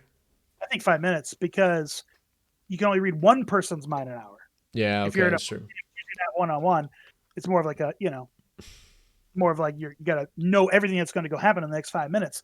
And 5 minutes worth of hands in poker may be potentially a whole game. Depends how fast people are making decisions. Yeah, A whole round. So, yeah. Depends how aggressive people are with their betting. yep. So you're sticking with the mind reading though. Okay. Me too, though. Yeah, I'm just sticking with mind reading. I think I'm gonna go with the 5 minutes thing. Mm-hmm. I would argue, no Ciento, in this case, you can change the future. I would argue you can see it and you can change it. It's 5 minutes, right? Like we're not talking about like long-term destinies here. We're talking about, Yeah. right? The entire world collapses from you picking up that pen off the ground because it was going to trip somebody. Yeah, like I get the butterfly effect. But like I do think that it's not, it's like for this case it's possible. It's a hypothetical, right? All right, so Graeyson, this one is for you as a Twitch streamer. Okay. We talked about this a little bit earlier. So I think I know what you're going to answer here. Uh-huh. But the question is, would you rather be gifted $10,000 that you can only use to promote / upgrade your stream, or get 200 dedicated viewers? 200 dedicated viewers for sure. Yeah, I mean, that's amazing enough as it is. That's like literally, if I had 200 dedicated viewers, which means they'll essentially be there most streams, I'm like auto partner at that point almost, So yeah, like, that's true. they're just automatically partner. Not that I'm going for that, but like that would be pretty neat. Mm-hmm. And also if they're dedicated viewers, they're there. We talk. I never have to worry about like, are people going to show up? Are they going to show Yeah, up? that's such a Is tough everybody- feeling. Yeah, for Yeah. sure. So I mean, it's tough though, because do you think that with $10,000 worth of promoting and upgrading your stream, do you think that you could get 200 dedicated viewers? That's a lot of money to put into it. No, I mean, because there's people with much less than that have dedicated viewers. Not 200. Obviously, it's hard to get there even for partners. Most partners like maybe floating around 100, 150. Mm-hmm. Sometimes you see partners like thousands and stuff of viewers, or 1,000 viewers a stream. But one dude I followed him for like 7.5 years. Been sub to his channel. I think he's been partner for a while. I think he's like mid 500s on viewers most of the time. Mm-hmm. But yeah, I think the 200 is just where I would go, because even if you dump all the money into it, if you don't have that connection with people, if you don't have that the content they want to watch or anything like that. I'm just imagining these 200 people are people that'd be like the perfect fit for my stream. You know what I'm saying? If they're Yeah, gonna be exactly. Like they vibe with your content, right? They vibe with your personality. Mhm. And we especially it's so much fun when you can just bounce things off of chat and the chat's just rolling down and you're like keeping up with them. There's a pause in your game or whatever it is, and you're able to just bounce off like fun ideas and your just jokes are just flying. It's such a good feeling. Too many Sekiro moments where things have reached into the butts of everything, and it's very. I don't know, but chat loves it. Dude, the when that one bad guy reached like the first time you were facing that ghost guy and he reached Yo. into your booty hole and pulled out your soul, I What was that was? It was bad. I had no clue that was gonna come out of this game. Like it just did not fit the game at all. It felt like, and it just I think it's a Japanese folklore type yeah, situation, and I think the legitimate thing it pulled out of my butt was an egg. I an think egg. it was a little white sphere thing that it just took out when I caught it when I saw it. Obviously, I try to avoid that move because it's terrifying, it hurts, and it's weird. But the few times he caught me with it, it seems like some sort of egg. I think it's some sort of like. I'll have to look that up. I'm going to have to figure out. Like, Mina says that we need to bring the kink shaming energy back, and I would agree. If I am here to kink shame people who pull eggs out of other people's butts. Yeah, for real. I think, especially non-consensually, because I don't think Grayson was walking in there with the intention of that happening. I was just there to fight, and that's not the type of fighting I was trying to do. So. All right, so we got a couple of redemptions here. So the DelftDad fun fact. Oh man, Nick Shadow Mitras, do you want a DelftDad fun fact? There are two options here. You can have a DelftDad fun fact about me, so it's actually a fun fact about DelftDad, or you can have just a generalized fun fact that's from DelftDad, therefore a DelftDad fun fact. You have time to respond to that while I do my 10 jumping jacks. Grayson, the next... Oh, there's not another question. We're actually going to a different section. So real quick, hydrate up, and then maybe let's promote the charity. All right, we could do that. One side note, I just looked it up, and yes, it is Japanese folklore, and it's from the Kappas, the real Kappas, the legitimate, like not the Kappa you see there, but actual Kappas. Oh, really? That's incredible. It is a magical ball in your butt, and the Kappas want them. So that's essentially what it is. It's the soul. That feels like a anal ball of energy. Let's see here. Anal ball of energy. My God. Here's how the story goes. Although modern Kappa are often portrayed as cute and mostly harmless, during the Edo period, there were monsters who had a particularly vicious method of killing their victims. Probably one of the strangest bits of Japanese folklore said that human beings have something in their body called chirikodama, which translates literally as small anus ball. Okay, so it's literally a small anus ball that everybody has in folklore. And there we go. That's what that is. So he has to redeem the jumping jacks while we talk about the anus ball, guys. Anus balls. Wow, Dude, that is something. Yeah. All right, so okay, so just a DelftDad fun fact. All right, let's think of a fun fact. Oh man, this is tough. All right, well, I'll do a fun fact of the day. This is a little bit, I don't know if it's fully fun, but I think it's uplifting. There is, no, I will not beach Jesus. So there is a man named Daryl, and Daryl is a black man. Daryl became friends with the Grand Wizard of the KKK. I remember this story. And since he became friends with the Grand Wizard of the KKK, Daryl has now become friends with over 200 members of the KKK who have since defected and renounced their ways. Yep. And he did so by just sitting down and talking to them. Yep. It is an incredible story. He actually has a really great TED Talk on it. But wow, just an incredible human.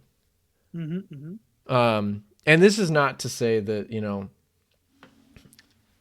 we don't always have to do it that way, but just the fact that he did it is truly incredible. So that's the DelftDad fun fact of the day. I am not telling the driveway face story. That is not something that will be happening on stream. Maybe, you know what, if we raise $1,000, thousands. It's gonna take 1,000 for that story. Woo! If All right. we raise $1,000, that's the original goal of the donation. It says 3,000 at the bottom of the stream. I want to point out that I set the goal for 1,000. I was being reasonable, okay? All right. The 3,000, I didn't realize that if you added a milestone to this, it just extended the goal out. Oh, gotcha. So $1,000, guys, that's the goal. So this is a great time. Exclamation point charity in the chat if you want to donate to Feeding America. Yeah, Daryl was on Joe Rogan as well. Deads, that's a good point. That man is an incredible human being and just deserves the utmost respect. But this is a great time. Exclamation point charity in the chat. You can go donate to Feeding America.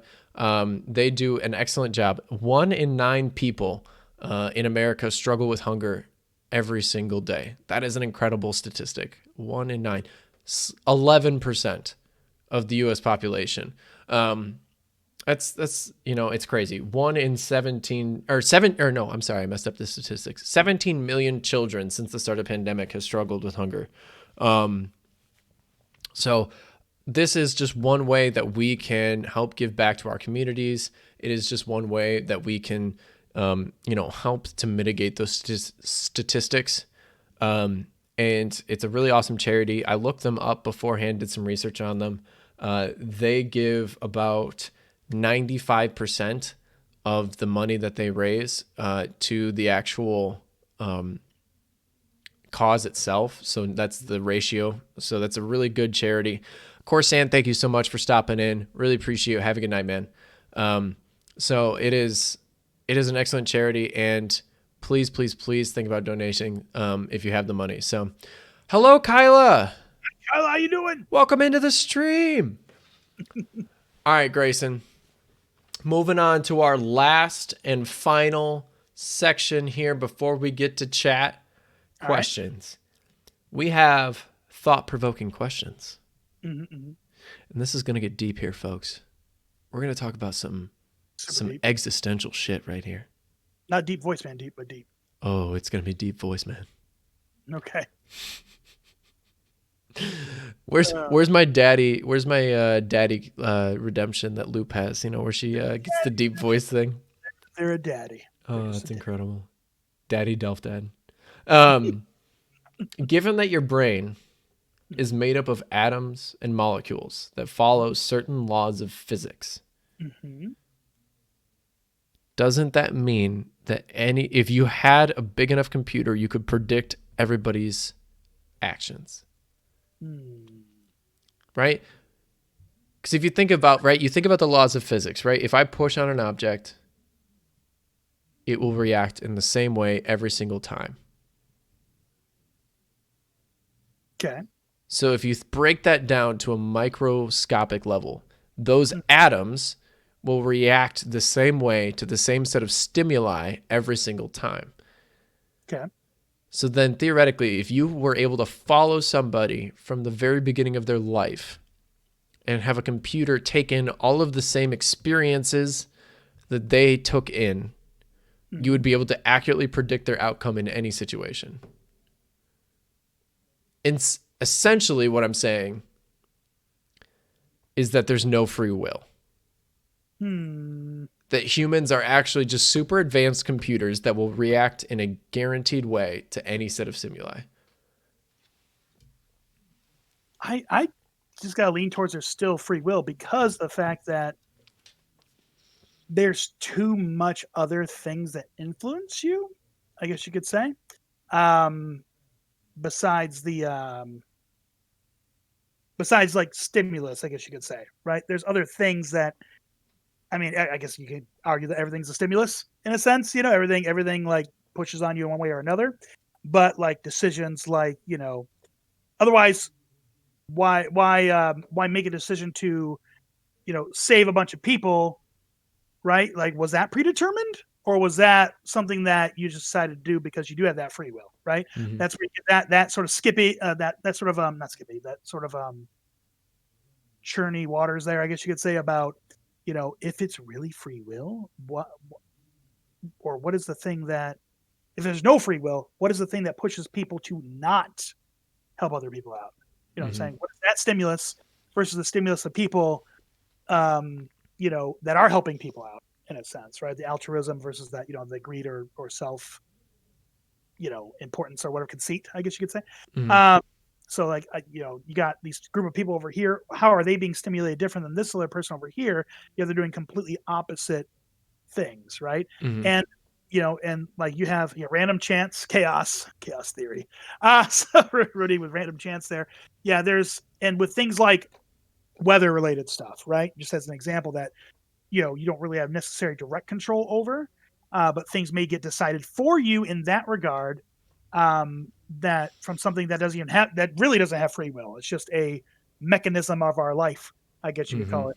So yeah, just like some examples on that, of course. So, what I do you think? think I don't know. It's tough. I think you bring up a good point that I think, and I want to point this out from the start. I think Mhm, in terms of realistic possibilities, we have free will. In terms of realistic situations, we have free will because there's so much stimuli that we take in.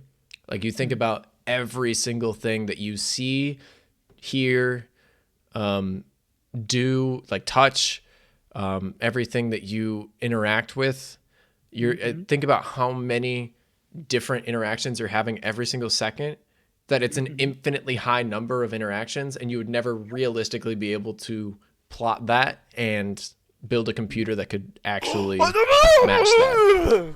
Yeah, Grayson, you mad lad. Grayson, oh my God. just saying. Thank you so much.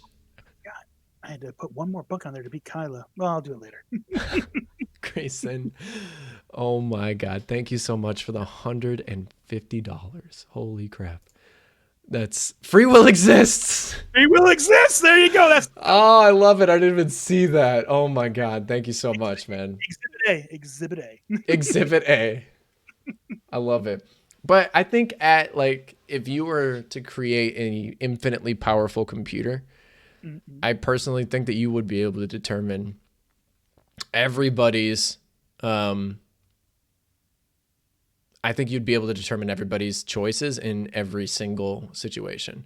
I think that if given the ability to track all of your stimuli, which basically what a human being is some ability to track every stimuli, mhm, you would be able to plot it and you'd be able to track it and you'd be able to determine exactly how you would react in every situation. You bring up weather, and yeah, that truly is random. At least on the Earth, like it's not predictable at this point. But I guess my point is just that you could predict how we react to every single situation given any weather condition, right? Would it be to 100% though, or would it be a percentile chance still? Because like, if you think about it, even different people react to different things differently too, even if they're collectively um, the in the same event, I guess you could call it. You know what I'm saying? So I don't know. It's just so hard for me to think of any sort of way of truly creating a physical operation, right? Mhm, And I guess this comes from my interaction with computers. I don't know how good you are with computers, or any sort of coding.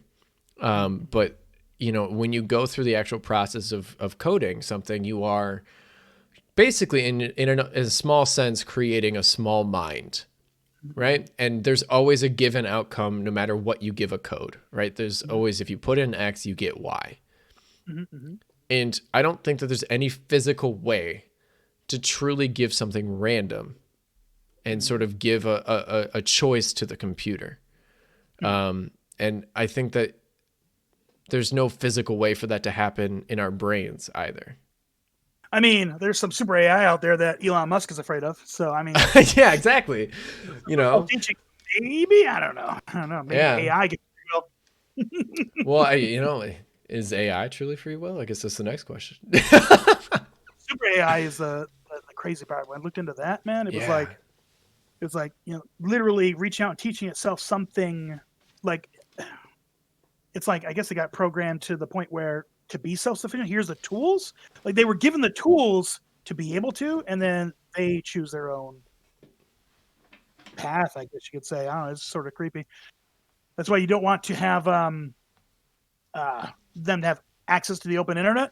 Mm-hmm. You want to make sure they have access to just the closed off internet that you're testing them on, because otherwise They that might could be go learn something crazy. nuclear launch codes or whatever. Yeah. Hack a system, whatever. Yeah. Dads, so machine learning versus AI, I think that they're two correlated subjects, but I don't think that they necessarily are identical. And I think that that's a good differentiation. Obviously, there's no way in hell that I'd be able to design an AI. AI is not possible for humans at this point. But machine learning in and of itself is a really cool concept and allows you to create those bots that create stories based off of feeding them Harry Potter books. Yeah, I remember that. Oh, Yeah. dude, those are so funny. And that's a great way of using machine learning for entertainment, but machine learning for actual usage to make our society better is also really, really cool. And no, it's not going to turn into the Terminator. Yeah. Not yet, anyway. It's a ways to go for that. Ways to go. Yeah, exactly. So yeah, I think that is a question yet. LMFAO. Yeah. So let's go through the chat here a little bit because I wanna get their opinion on this. So personally, I would imagine we would need to understand the mind first before we predict everyone. Yeah, again, I don't think that's actually possible to truly predict everyone's actions. So in a sense and in a practical manner, we have free will. So don't worry, guys. We're not robots. Although Mina says God is dead and it's all about determinism, which is fair. Random chance. Rudy, if you can message me afterward what you think is a truly random process in nature, I would love to hear it. Not robots, but we are in a simulation. A simulation. Oh, yeah. Yeah, you're right. Yeah. I've heard that theory before. That's a fun one. There's Neil deGrasse Tyson does a really great YouTube video on how we could be in a simulation. Anybody heard about the release date for the season finale of Earth yet? Not sometime, but we're getting close. That's for damn sure. The season finale. It's getting close, man. It's getting close for real. What would it matter if we were? Yeah, that's true. It's not like our needs and wants really make that big of a difference in terms of the actual universe anyways. So like if we're in a simulation, then oh well, nothing changes for me. I'm still trying to do what I do. All right. The next question here, and it's the last section or the last question before we open up to the chat. So Graeyson, do you think that there's aliens? I'm almost positive there's aliens somewhere. Whether or not they've visited or people have been abducted, I don't know. But there's too much of a vast universe out there that we don't know about, that it's the capabilities of it being out there. It has to be. It has to be other life forms, intelligent life forms outside in the universe somewhere. Just the question is, I'm not entirely sure they've visited yet. But then again, the Pentagon during 2020, during COVID, when everybody was talking about COVID, said, hey, UFOs are real. So I don't know if anyone paid attention to that piece of news. It sort of slipped under the radar when they announced that. Let's announce it while the world's panicking right now. Let's do that. Because they're already panicking. Let's just throw this out there. And they sure shit, hardly anybody heard about it. So yeah.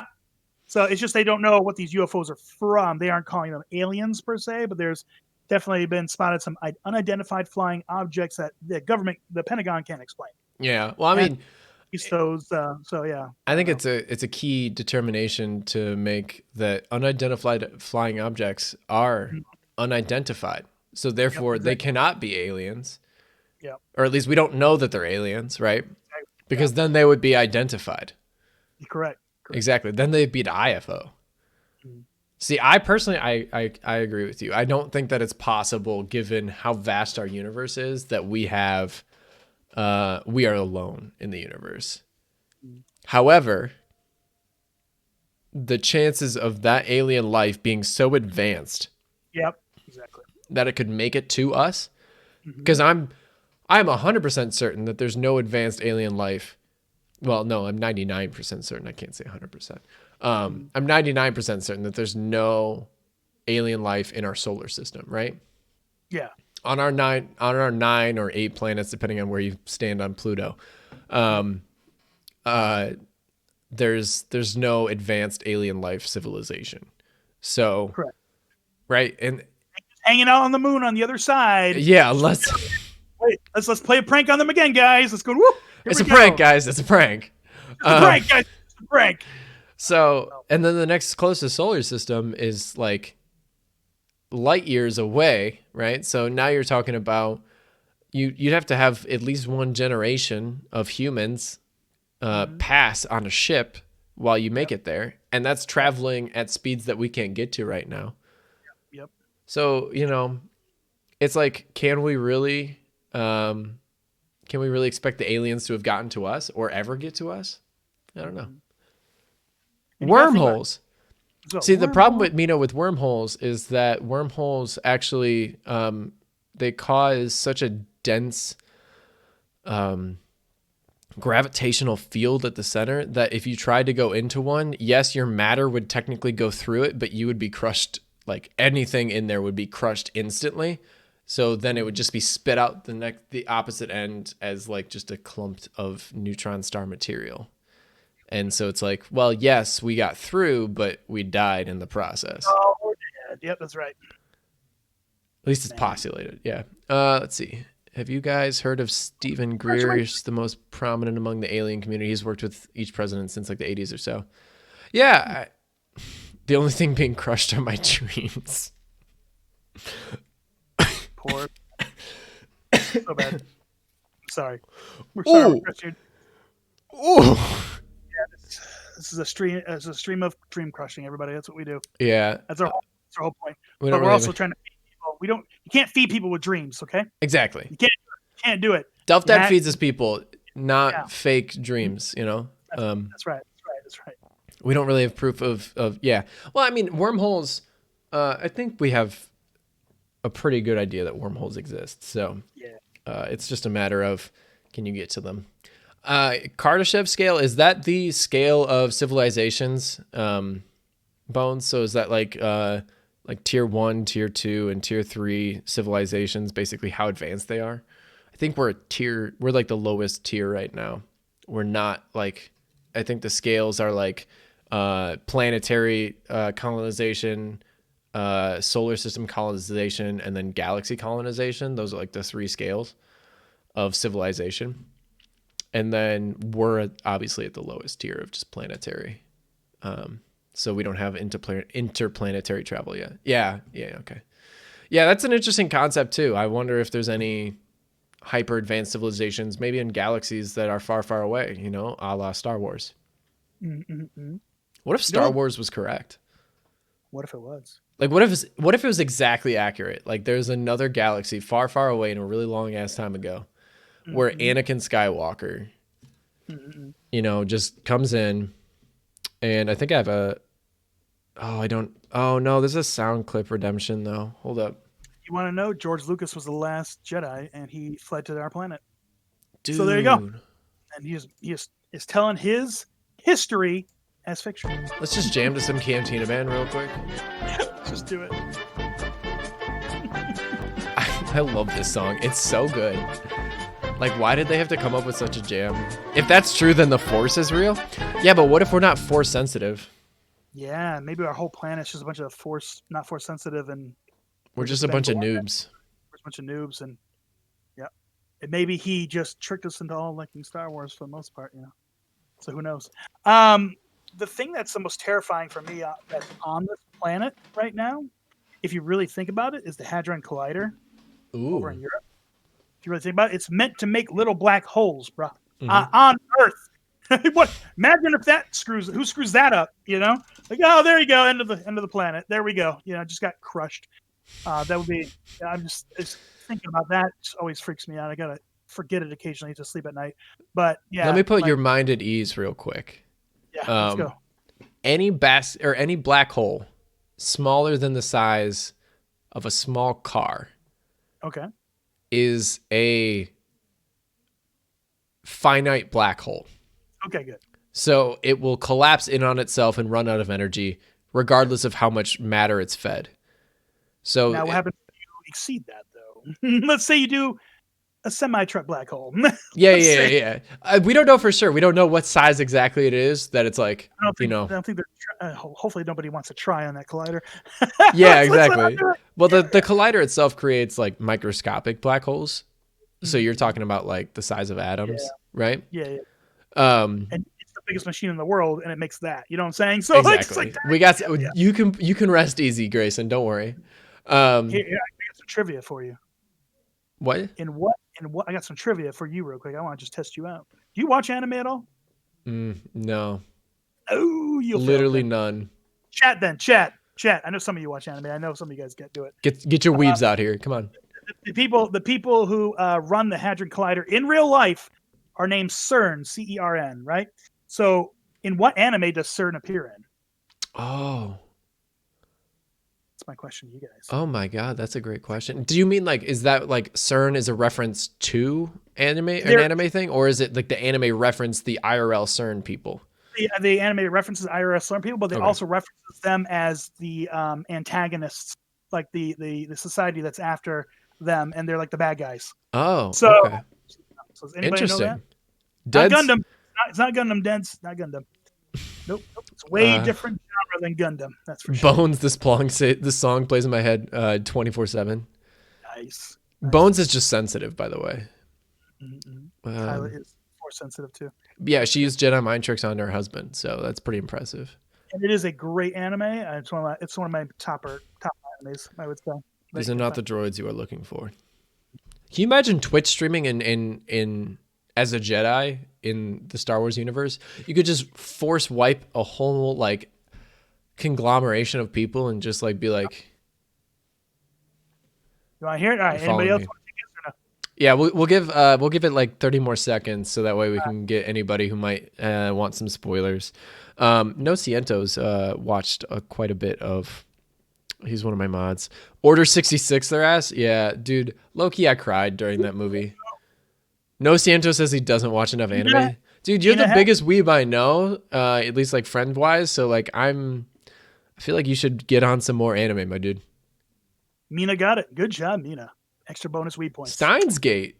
Oh, Steins wow. Gate. I'm impressed. I need to watch some anime. I'm not even a weeb. Steins Gate is a great one to watch.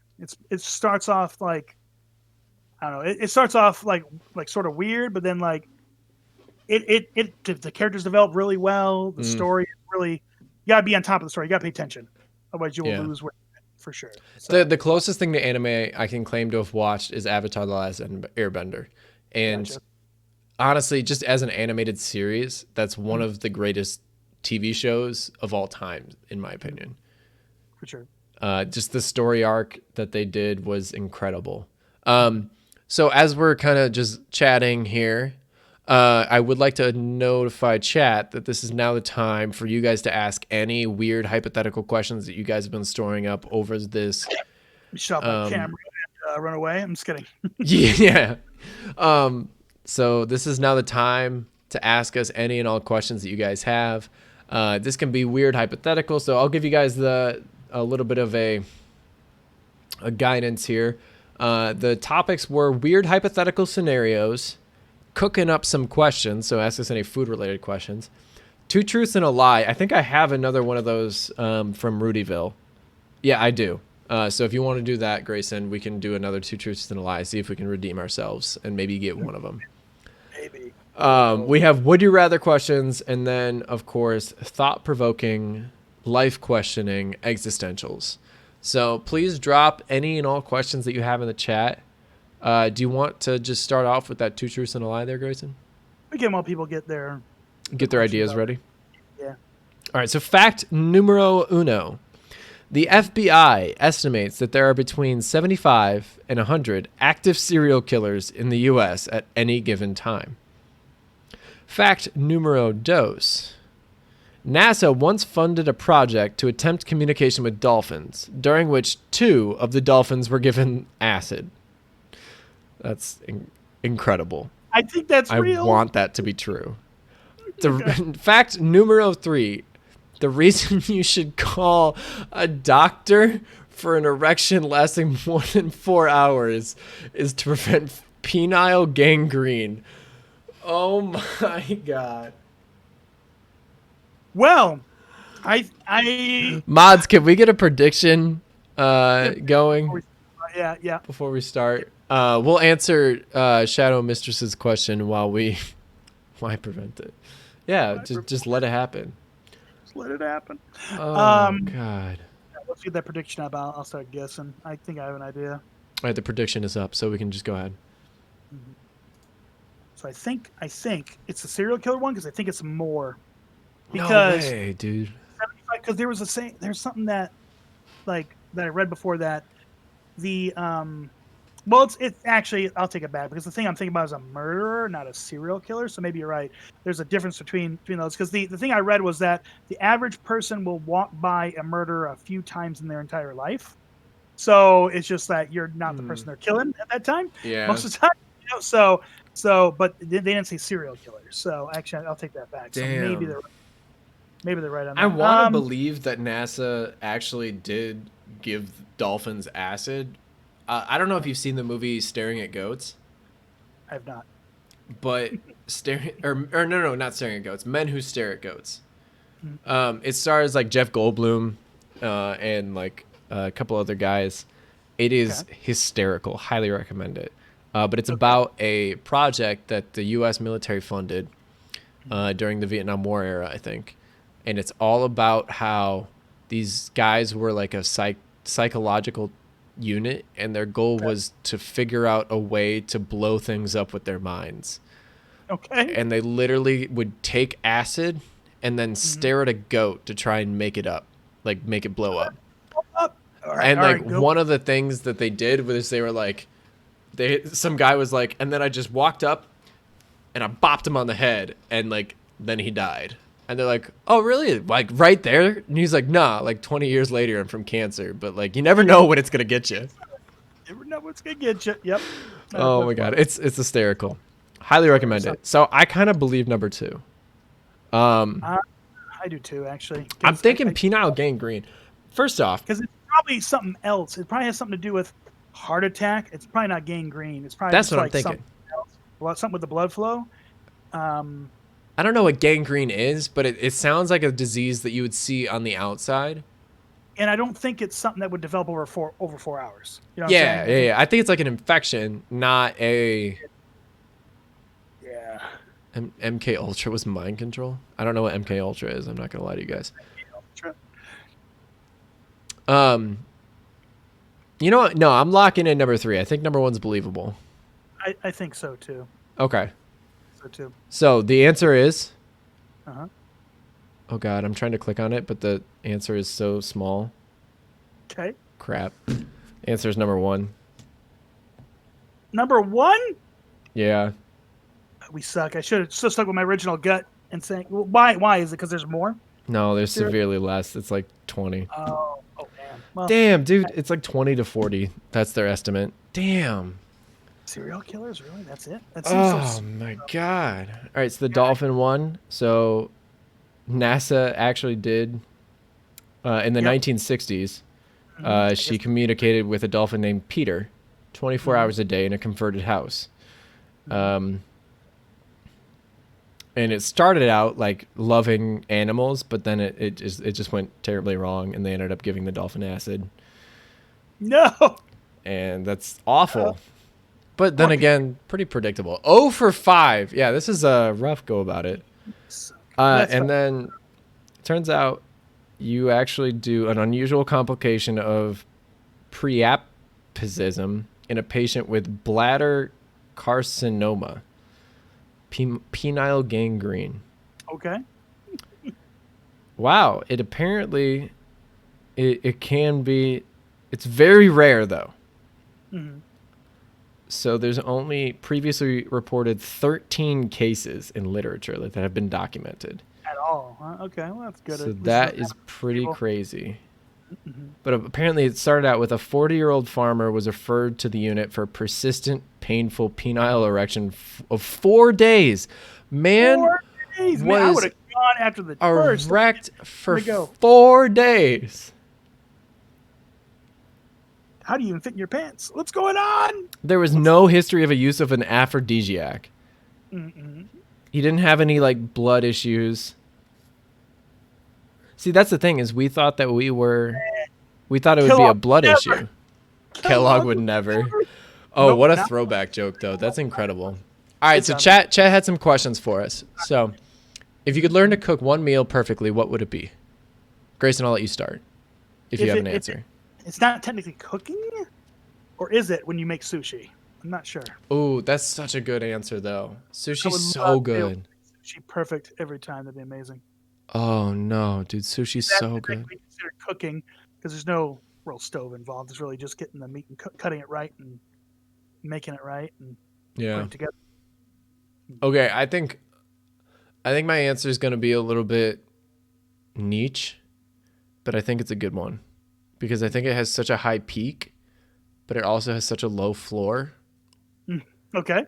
So it's like it's a difficult recipe. And it's a salmon burger. So what It sounds like it's difficult, but yes, go for it. so what you do is you like cook salmon, but you like before you cook it, you like kind of dice it up, and then you put in like some onions, and you put in some bell peppers, and you put in some flour, so like you keep it together, some egg to keep it together, and then you like morph it into a patty, and then you put it on the grill as if it were a burger, Dang. Okay. and then you cook it like a burger, and then you eat it like a burger. And Get getting it hungry to all stay over. together and getting it to like get the salmon to cook thoroughly and getting it just in the right texture. There's so many issues that can go wrong. And you talked about it earlier. That's part of why it's so hard to get into cooking is because there's so many things that you need to balance. So many things. So many goddamn things. Mhm. The size of the like you can't dice it for too long. My dad does a really damn good version of it. He uses like a Cuisinart to like dice up the all the ingredients, right? The onion, the bell peppers, the salmon. But you gotta like press the button. You gotta like tap the button in order to make sure that it doesn't like just become a fucking salmon smoothie. Oh, Which oh. is not good, right? Yeah, Not good. exactly. We Yep, don't yep. want salmon smoothies. Salmon smoothies. So it's got a really high peak. When it tastes good, it is incredible. It is a healthier version of a burger, right? You're eliminating the beef, I love but at salmon. the same time, that texture is so good. If you flavor it right, and you can go so many different directions with the flavoring on salmon, right? You can go with that teriyaki if you want to go more of an Asian style. Get an Asian burger going. Put a little egg on it, like put an over easy egg on it, and go with a teriyaki thing that could be delicious, right? You can go with more of a barbecue salmon, right? You can put a little cheese on top, put a little barbecue sauce on top. Now you got a barbecue burger. It's Yep. delicious, right? Or you could go with a traditional burger. Just go with some traditional, burger seasonings. Maybe do a little bit of garlic, a little bit of, rosemary, a little bit of thyme. Throw it on there, and then you can have, cheese and like typical burger toppings, right? Ketchup, Yep. mayo, lettuce, and tomato, something like that. So very Chili. versatile. I order food right now. What are you doing? What's going on? Yeah, honestly, where's Where's the my treat Where's my stream? DoorDash? Where's Where's my treat DoorDash? stream? Treat stream, what's happening? Yeah. It's so good though. All right. The next question down. Are you good with moving on from that question? I think I'm you good. answered it. Yeah. Okay. Yeah. Yeah. Nick said it's still considered cooking because you got to cook the rice. So like, all right, sushi it is. Let's go. Exactly. I would count that as cooking because cooking doesn't necessarily mean heating it up. It just means preparing a meal. That's true. That's how I see it. The next question down is what fictional world do you want to live in? Dude, Forgotten Realms though. I'm such a Forgotten Realms. The books, D&D, the whole bit. It'd definitely be the world I want to live in for sure. Yeah. It's so always something going on. Maybe life threatening, but something's going on there. Something's going on. See, I'm Yep, worried and about choosing something like that, right? Because you always have the double-edged sword, pun intended. as long as I could cast magic. Yeah, you're like, as long as I get the powers that are associated with it, I'm okay with it. Yep, that's right. And It looks Nick's like, knows. Shows what I'm talking about. yeah, exactly. So I think, oh, that's a tough one. Mhm. I'd live in a world where Kellogg never existed because he didn't come up with anti-masturbation serum. No, No. no. I would. Oh man, that's tough. Kellogg made his own world. He ascended to a different plane of existence with that one. So Yeah. there you go. Little did we all know that he would be getting us to stop masturbating just 150 years after he created it. Yep, exactly. Man's a genius. Um, Honestly, I think I would go with Pokemon. The Pokemon world. All right, that's a Dude, solid one. Pokemon is so incredible. His Mhm. efforts bring you down, pun intended. Oh God, that's bad. So good. Oh no. I think it would be so much fun to be in the Pokemon world and just have the abilities that Pokemon have. It's sort of like a superpower, but it's not for you. You know what I mean? Like, yes, you can control it, but it's basically like having a pet with superpowers. And I think that you could just become So, so attached to that and grow, and then it evolves too. yep. And Pokemon I think are immortal, so like you never. I'd rather be a trainer, Mhm. because I want to develop that relationship. I want to be the very best, the best there ever was. Sorry, it was right there. Um, DMC. All right. So yeah, it's a parody. It's a parody. the parody. It's Um, a prank, bro. It's just a prank. it's just a prank. Just a prank. Pokemon. No, but I just want to be like connected with a Pokemon that way. I think it'd be a lot of fun. My starter Pokemon, and Grayson, I don't know if you play Pokemon, but Wow. I'll let Yeah. you answer that in a second. But my starter Pokemon is easily Mudkip. Just favorite game, favorite starter. That's it. Mudkip. It takes the cake. In that generation, Mudkip is just objectively the best starter. Blaziken's a close second, but Mudkip, like a Swampert's just too strong. Mm. But even just overall, out of all of the generations, I think Mudkip, and then feeling daring today, aren't we? Yeah, I know. Super basic pick. Mudkip, but then Torterra from Gen 4 is also a really good one. I don't know I think it's Turtwig is the starter. So I think those two would be the two choices. What about you, So Grayson? for me, dude, it's been literal like probably I don't even know how many years since I played Pokemon because it's been. I'm talking about I played like some of the more original Pokemon versions. You play You know, blue, gold, silver. I think it was Silver. Yeah, I I don't used to have remember. silver too. Such a long time ago. But back then, the only 3 starter Pokemon you could choose from were going to be Squirtle, Bulbasaur, or Charmander. Those are the only 3 choices. And I like dragons, so I picked Charmander. Don't hurt me, chat. Don't hurt No, me. dude, that's That's fair. it. The Pretty OG much three it. are decent, but He's been overplayed, I know, in recent years, and like overhyped. I not overplayed, but overhyped. I guess you could say. yeah, But I played him when it was you only got 3 choices, and that was it. exactly. Yep, that was my starter Pokemon of choice back then. Yeah, dude, that's good. Honestly, of those three, I think I choose Squirtle. Just Mhm. because I think Blastoise is just so cool. I love the idea of a Pokemon having literal water cannons, It's and true. Hydro I got Pump it. was just such a powerful move. Yeah, he'd be my second choice, and poor Bulbasaur will always be my third. Yeah, I don't like. honestly, all three of the OG starters though were really good. My least favorite starter Pokemon of all time is definitely Sceptile, which is Gen 3. In my opinion, it was the worst. It's unfortunate. Mm-hmm. I don't like to pick least favorites, but that's how it Gotcha. is. Yep. So, all right. Well, that is the end of our show, Doc, and this is Mm-hmm. the end of the questions in the chat. So, unless you guys have other questions, we're gonna wind down here. Sceptile's the best. I strongly disagree, Mina. You can fight me on that, honestly. I will not back down. No, I said what I said. Sounds good.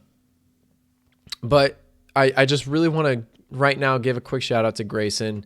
You guys have been with Grayson now for all of this stream. Trico will beat I'm, Mudkip anytime. I'm Well, yeah, sorry. that's just because of the tight matchup. But you guys have seen now Grayson's amazing humor, and so quick shout out in the chat for Grayson. Go give him a follow. Go show him the delftdad difference. He is an excellent streamer, as we talked about earlier. He's doing variety streams. So it is truly an honor to have you on, Grayson. Thank you. Thank you for having me. Actually, I appreciate that. And Rudy, to answer your question, my stream schedule is usually on the weekdays. It's every other day.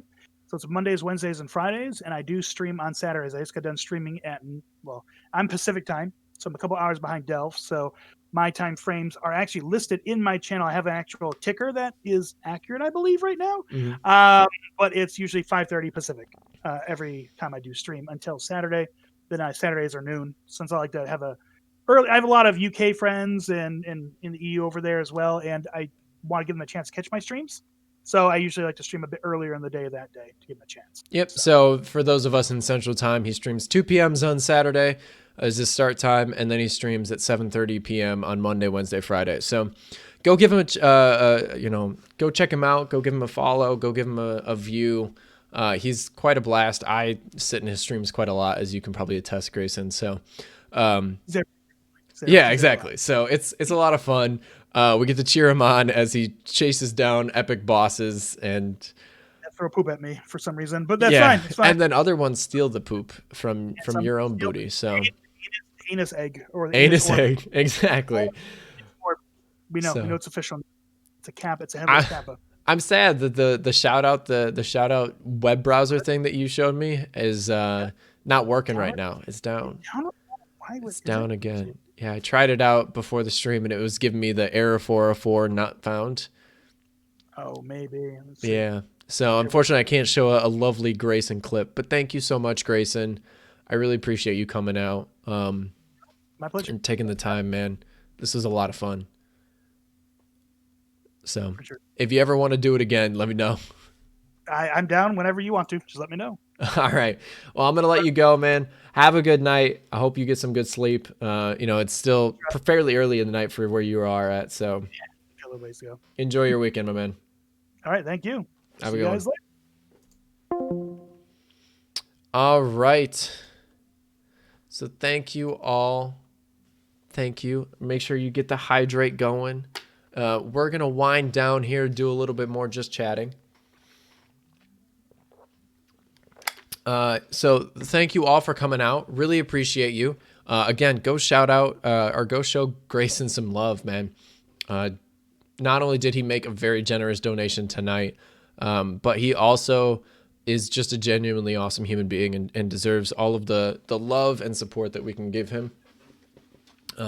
So as we wind down tonight, this is a great time to remind everybody we have a wonderful charity going on, right? So exclamation point charity in the chat will send you to Graeyson Kid did kick you off the banner.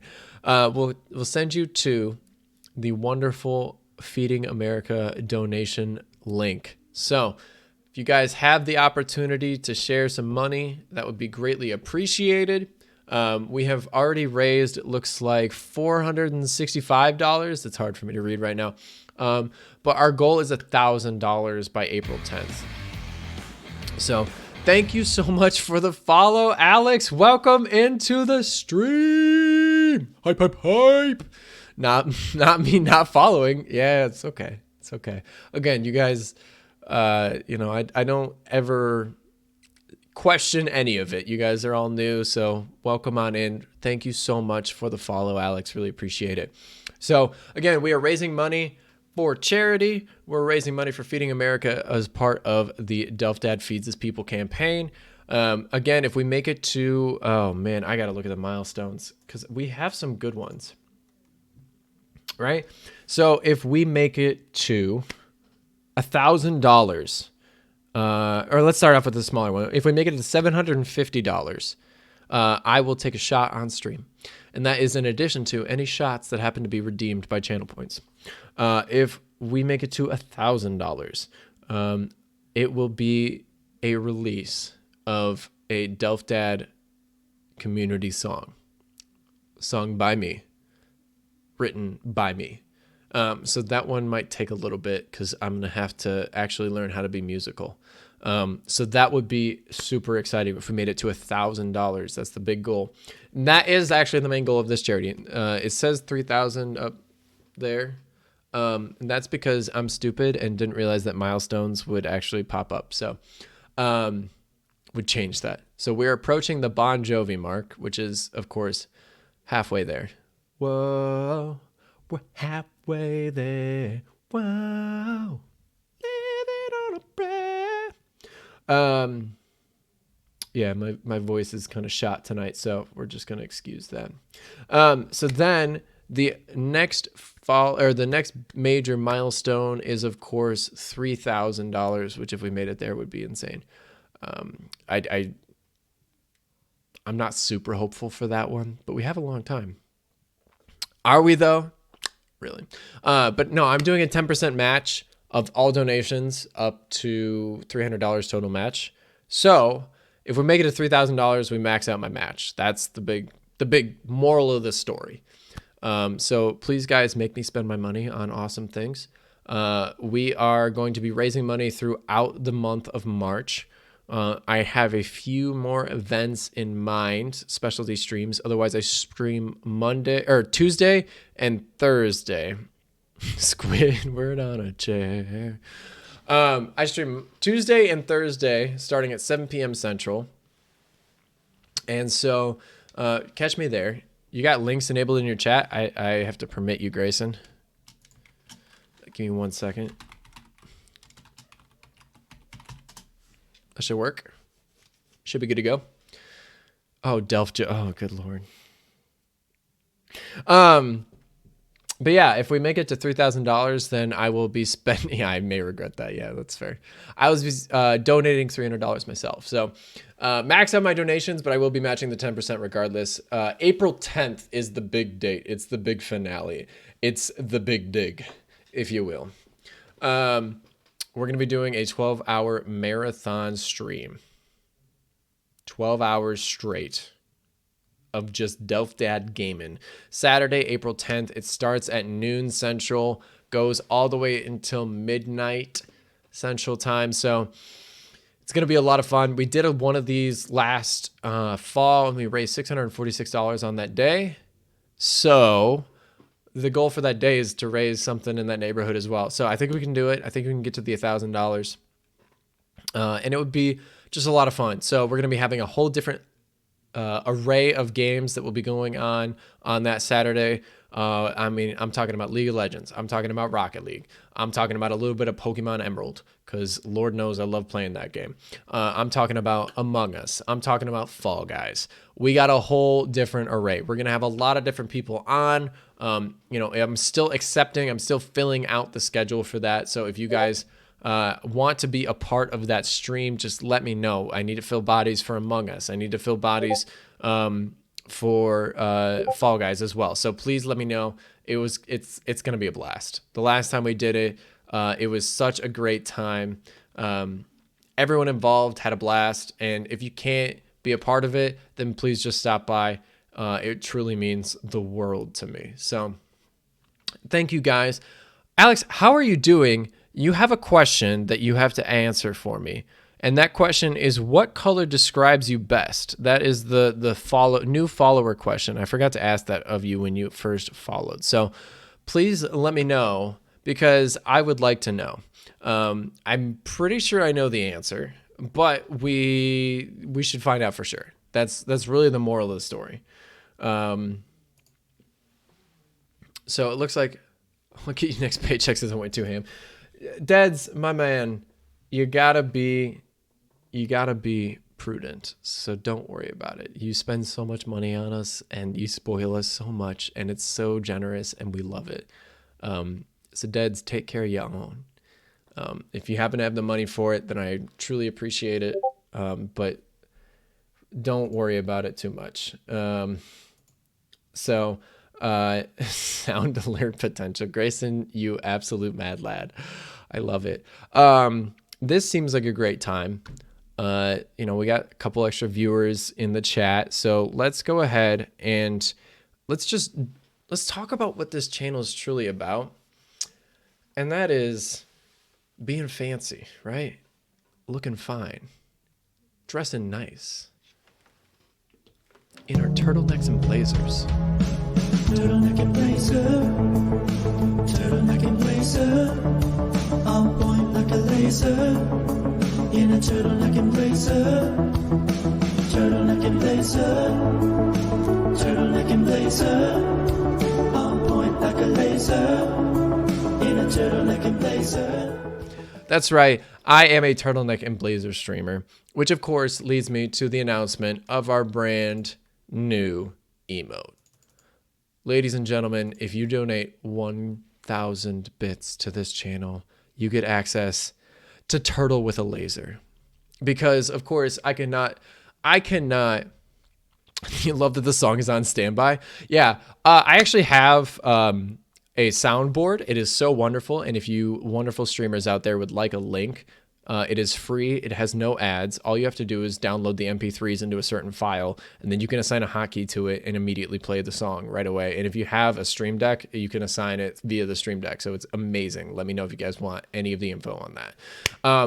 So I have that. I have all of my sound clips also on it. So, you know, if we really make a bad pun and we need to be pun-ished, oh, brother, this guy stinks! we have a little bit of reaction there, right? We have, of course, my subscriber reaction, which honestly is just a great reaction in general. That is me acting like a turkey in response to scoring a Rocket League goal. We have, of course, the ultimate reaction, and this is a sound alert, so you guys can redeem this via channel points, I believe. And this is a reaction. Oh no. Oh, no. No, no, no! Which I just truly love. As you guys may notice, that one is from Fall Guys. Then we have yet another reaction to me scoring a Rocket League goal, which is just an incredible, like, flabbergasted reaction. We have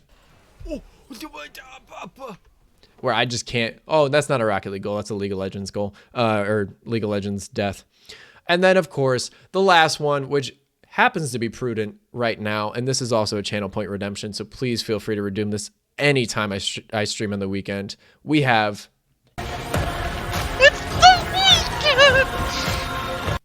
courtesy of one of my mods at Corsand. Deads, Rocket League. I noticed that you tweeted something about Rocket League today, and I was like, dog, I gotta talk to Deads about Rocket League because I fucking love that game. I am currently diamond something. The weekend. Yeah, I used to be champ. I was sad. I've fell off a little bit. But my mods, Corsand and No Ciento and I used to play Rocket League just into wee hours of the night. Course, you're current. Oh, Deds, we should play sometime, my man. I'm high diamond as well. I can't crack the champ border this season though.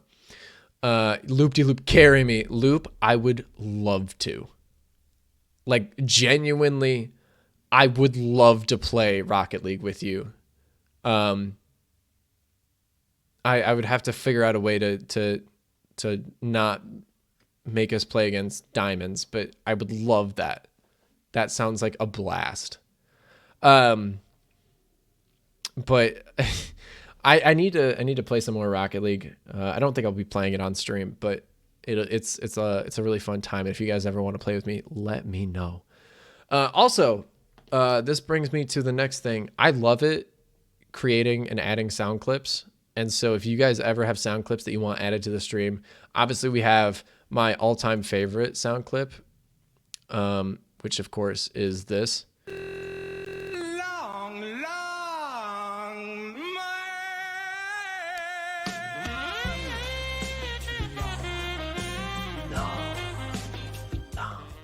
And if I can't play it on Alex's stream, I'll goddamn play it on mine.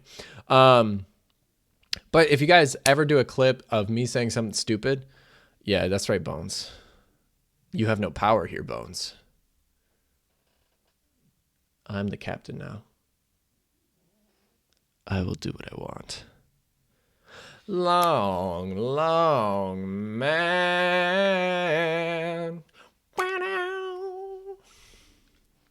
Delft Jovi might actually become a sound alert.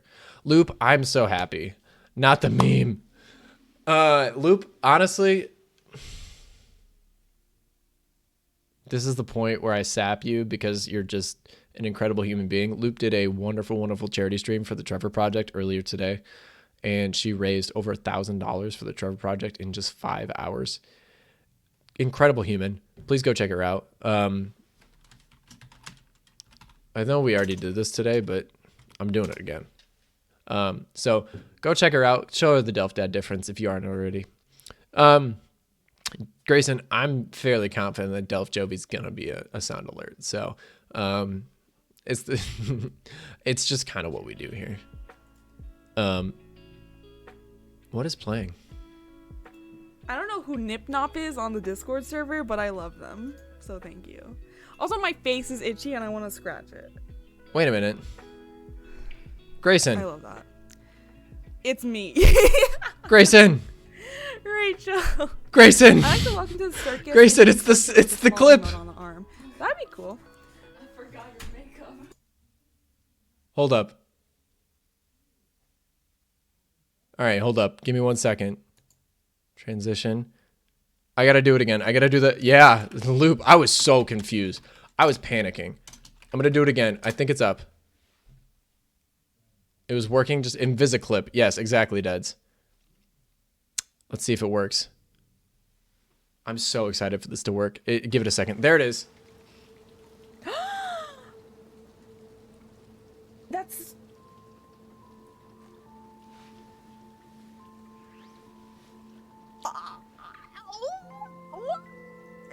It's loop.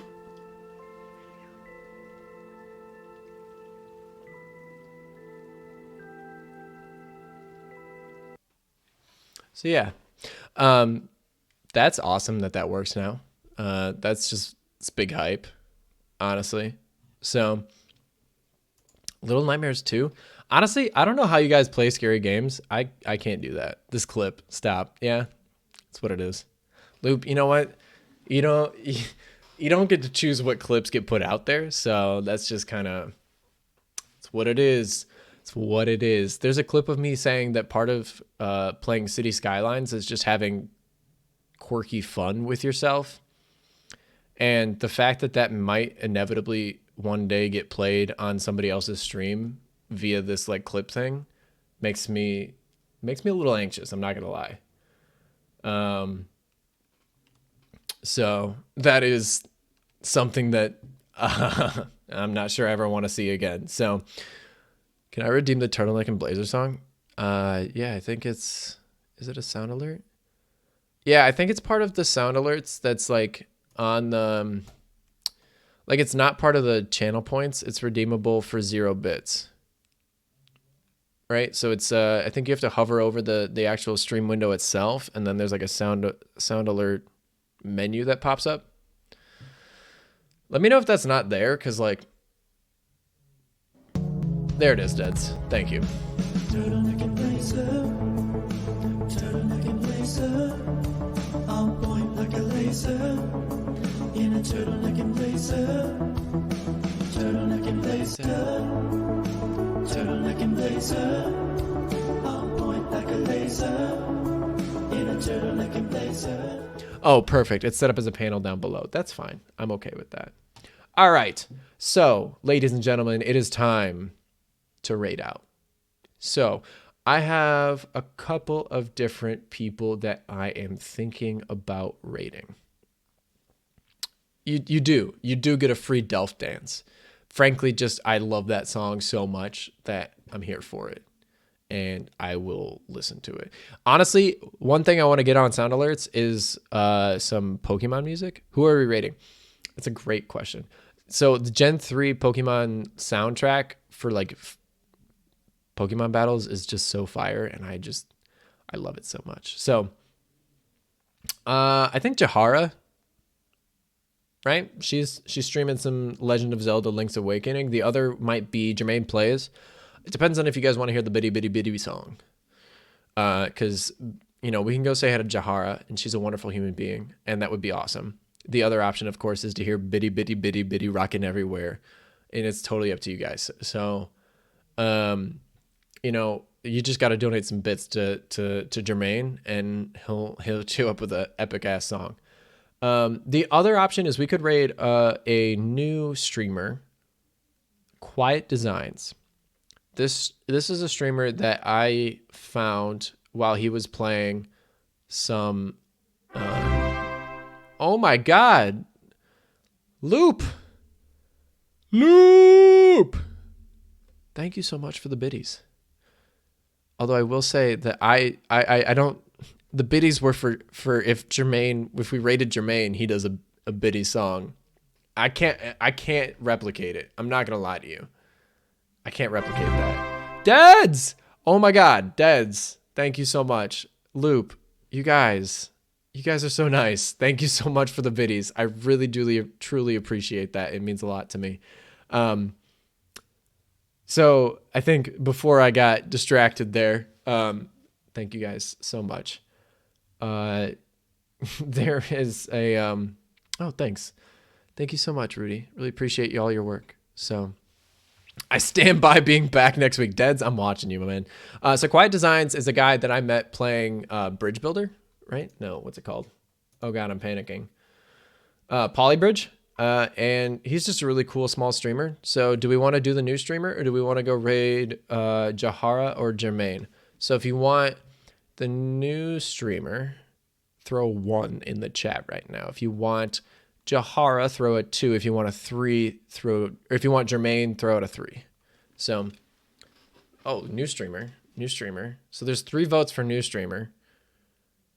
I'm thinking, unless we see like a sudden outpouring of support for the other ones, let's go raid them. They got 4 viewers right now, so I think this would be a lot of fun to go in. They're playing Dark Souls 3, so Graeyson, I think this guy might be in your type of vibe. So let's go check it out. All right, so thank you guys so much. Appreciate everyone. Please stick around for the raid. It's going to be a lot of fun. Thank you everyone who donated. Thank you to Loop and Deads for the bits. Thank you to Graeyson for the donations. Thank you to Loop for the donation. Thank you to Nix for the donation. Thank you to Jarapki for the donation. Thank you to everyone who subscribed. You know, I really appreciate you guys. Everyone who followed, Sakuri, Mina, Everest, Alex. Thank you guys so much. And always, it's going to be a turtleneck and blazer raid. I wish... Oh man, I wish I'd come up with the turtleneck with laser emote earlier, because that would be an epic emote to come in with. So let's go say hi. Let's show these guys the DelftDad difference, and let's really make sure that we, you know, just are always our awesome selves. So this is the Mad Lad DelftDad signing off, ladies and gentlemen. Let's see if the stream thing works. This is a new thing, so I'm going to try it. Perfect. All right. Thank you guys so much and have a good night.